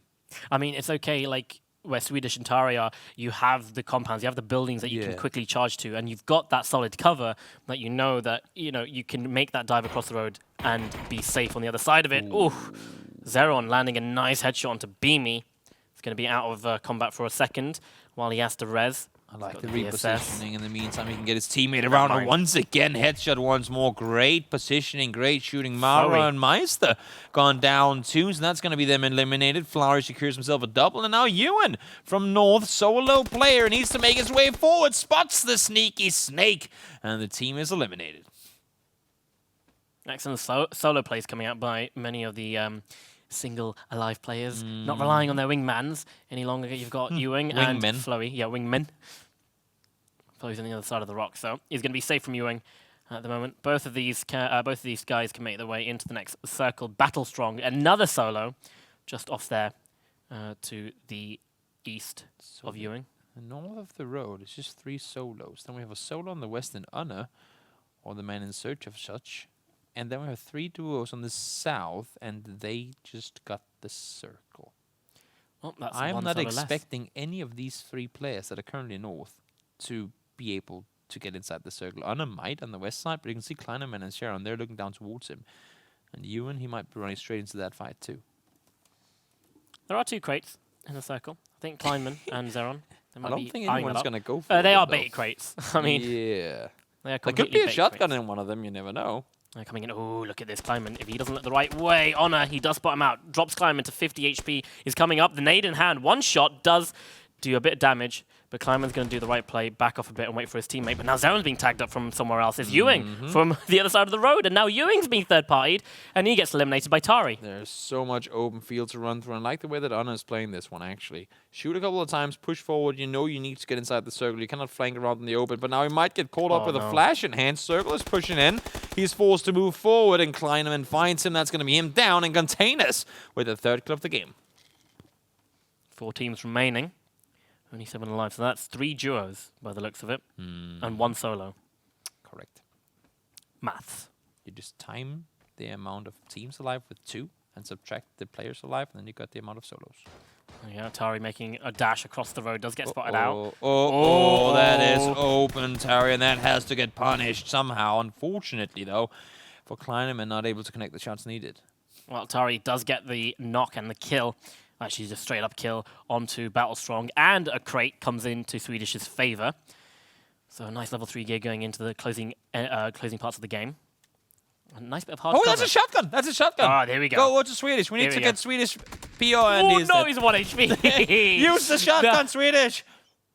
Oh! Synchronized hoop sounds. Whack-a-mole, let's go. Little peeky headshots. No, Zeron's just going to back off. Tari, he's going to come in, and that's what wingmen are for. Got your 6. Got your whatever angle, whatever number you want to associate with Tari is compared to Swedish. Now, but now I want to see the shotgun. Shotgun. Does he not? Yeah, did he drop it? Because you saw that he had an M4 as a secondary gun, and now his teammate is going to... Oh, yeah, I don't think we're going to see the shotgun, despite him maybe having it. Because Tari is completely pinned on that rock. And, well, Swedish, you need to come over and help now, because your teammate is about to get blown up. Tari's in the circle, though. These 2, Reichs and Cesarius, they need to still make their way in the circle. Look at how much open area it is over there. It's a good nade, going to force Tari out of that cover. Going to use what he can with the tree. Nice double headshot landing. And now Cesarius is the last one's remaining. Here comes the shotgunner. Here comes the shotgun. He doesn't have it. He does have it. He does, okay. Yeah. Please. Yeah, let's go. DBS. Red dot. Swedish, he's pushing. 60 HP. This could be make or break for him. That might make all the difference. They have 10 kills as well. We could see a new record unless if Cesario somehow has managed to pull this one off. Come on, you see him. You see him. Pew, pew, pew. And the shotgun prevails. The newly added crate gun. M4's 11 kills get them the win. 2 taps with that shotgun too, from more distance than when you would normally use a shotgun. Yeah, shotguns are now viable. Uh-huh. Well, actually, just that one, right? That shotgun might be viable on Sandhog. Let's put it at that. It might be viable on Sandhog. Yeah, what is it? You can put a 6x on it, right? Technically, yes. You can probably do that. You can also put 6x on an S12 gate. Doesn't Yeah, fair. But nonetheless, there was a new record set, at least for this season, of Wingman. 11-kill victory for the gang. And also, we gotta give it to Rykes and Cesarius. That's, I believe, their second place, and they have won 3rd place too. So they've clearly found their way to the late game. It's just been a matter of them not really getting what it needed. And here, I mean, why not get the first kill of the game with a shotgun, and the then final upgrade kill one as well. Perfect. Oh, I love this. Love it. Synchronized grenade throw. Oh, that is such a tight angle, especially having your crosshair in the right place just for that little headshot. Really good gameplay. And again, I mean, Cesarius and Rykes, how many times they pretty much survive based off their teammate bailing them out, right? Yeah. And they are that team that we talked about, only 7 kills, but the placement points to show. So they haven't been aggressive to such an extent. They've just been really smart at staying alive. Well, that's the thing. It will all add up for them in the end. If they keep playing consistently like this, I'm not going to say they're going to be first towards the end, but if they keep this up, they're going to be well in the top 5, probably the top 3. If they, I can sense they might get a win at some point. Oh, yeah. I mean, the way they're playing, I mean, if they can... I don't know. I don't want to say that you can't really tell what the teams can do when it's on Sandhog, but because there, I mean, arguably here, it's even more of a up-close cluster that you really need to be good at doing with your team, but there are just so many different factors to play in on Erangel and Miramar that I don't think we necessarily really get to see on Sandhog. But yeah, that was a pretty somewhat... Was it just RNG that got those bullets to his head, or was it the power of the newly added crate shotgun? Uh-oh. Who knows? Who knows? Yeah. I don't know. I have only... I mean, actually, no, I haven't tried it. I've been on a server where someone had it, but I never found the guy that found it. And then, oh, really? Yeah. Apparently, it's pretty rare, apparently, in crates. No, I'm going to be honest. I haven't, I've taken a month hiatus from everything because I was moving house. I didn't really have... Fair enough. Also, it came out today, so it's okay did it? that you okay, yeah. So I definitely haven't played it. I've been stuck in a plane for the whole of today. That is fair enough. But nonetheless, really, really interesting game. And of course, normally what we do is take a break, and then we come back and show you the scores coming into the next game. But given that was the last game of the EMEA region for today, we're just going to give it a little more, little minutes time until we get those scores in for you. And of course, remember that we are not at all done yet. For a matter of the fact, we're only halfway there. We'll get all of NA and SA coming your way a little later on tonight. So if you want to see more PUBG, more duo action, maybe see some of those NPL duos in there. Yeah. There are some heavy hitters over there on the western side of the pond, and they're coming in for it. Yeah, what I've noticed in all the seasons that Wingman's been on, Wingman's very much a lot more popular with the Americans, with the NAs. Yeah. Like, in terms of the amount of viewers that we get on the stream sometimes, and also like with the no BM, but like the quality of players that come and play as well. One key factor: NPL players are out to play in Wingman. PEL players are not. Oh, is that what it is? Okay. I know for a fact that there are a lot of PEL players that would love to play in this tournament, but they can't due to it's free practice, isn't it? But due to tournament rules and regulations. I don't know. We're not going to get into that. But that's the reason that we do tend to see a lot more pro league players from the American League than what we do from EMEA. But it's always good because if you have those extra games that you can take part in, in between any of those NPL or PEL games, it's just free practice, keeping your muscle memory going. Also, just, I mean, if you're a team in a squad scenario, and that's why it seems like, oh, but it's duos, it's not the same, and forces bad habits and stuff. If you're a team that tends to split 2-2, and you kind of have your designated wingman within your squad anyway, what better practice than throw those two out into the jungle and play? So if you want to sign up for the next Wingman series, play the GLG. And well, I mean, I can see right here on the price distribution. Oh, yeah. $20,000 for each region, even. $40,000. That's a lot total of prize money just for Wingman. That's a lot of money. And the distribution goes: first place gets 8,000, second place 4,000, third place 2,000. And then you're into the 1,000s just below that. Also, I love how you didn't at all read that, but you remembered it so well. Oh, yeah. Sorry. I just looked down. I'm kidding. I looked down a lot. We definitely don't have papers and prompts here. Completely. Professional. That's good. But in all honesty, today has been interesting for the European region. I was surprised to see the amount of consistency from the same few teams. I mean, we talked Rex and Cesarius, maybe not getting all the kills in the world, but finding late game. Beamy and Moleman, 2 wins. One of them won 10 kills. Very impressive. And then we had the guys in Silas and Sparking up there as well, starting to rack up some points. They got themselves a decent win to it too. And then, of course, for Reichs and Cesarius. No, for Swedish and Swedish and Tari to get that finishing win with 11 kills. I'm excited to see if those American and North American and South American teams can maybe beat 11 kills in a Sanok game. Well, what I do like about the NPL players that do play is, for them, it's a chance to just really, if they have an arch enemy in NPL and they're a wingman, oh boy, do they go hard. They want to show that they're better. Yeah, no, literally, that is what it is for them. Their mentality is, yeah, but I can frag you. That is so, true. That is true. But don't talk to me. With that said, let's take a look at exactly how the scores have lined out for today. The final game of the day provided M-Force with 21 points, more than double of what anyone else got that game. Insane. Rewop at Lim 2. It's Multipower, spelled backwards. Oh, is that Multipower? Wow.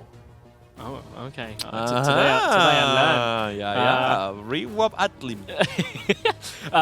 4 placement points, but 5 kills, giving them 9 points overall. And Unknown Knight still up there and like in the top 5. But no kills. No, placement points though, 6. Yeah. Only 2 kills.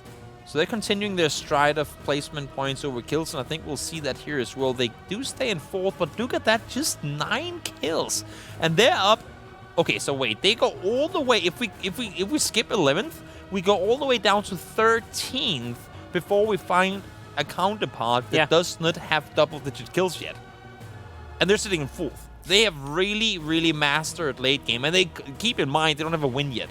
Yeah, with these points, it's really, you're trying to find that balance between the kills and, you know, the placement points. Because, of course, 1 point per kill is a lot when 10 points is a max for a win. True. But if you're managing to constantly get in the upper 5 without getting any kills, then you're still racking up those points. And being that consistent will still keep you up there despite, you know, not getting lucky with your guns. With your weapons. And also just keep I mean, the fact that they have more time alive on the map technically means they have more of a chance to shoot people, if that's what they decide to do. Just needs to translate into more kills. Just have to hit the targets when they start firing their guns. That's how you get points. It's a pretty simple game when it all comes down to it. Yeah, like I said, it's point and click. You have to point at your opponent, you have to then kill him, and then you have to run away from the big blue wall.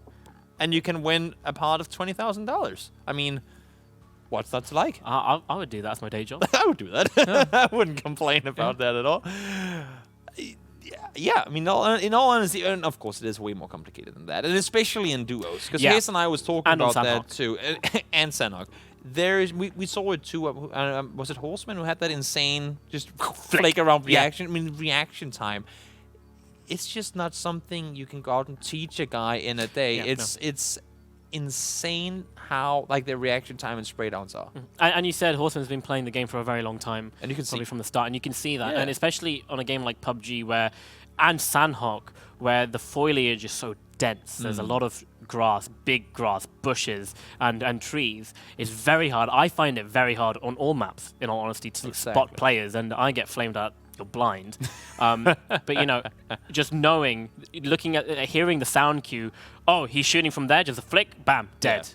Not a whole lot more to it. That's Sanok for you. You got to flick if you want to win them. But that's all that EMEA had for you today. Stick around if you want to, or be back at 1 a.m. Central European time if you want to watch some North American and South American PUBG action coming your way. 1 a.m. Be back. We'll be there. Hope you will be too.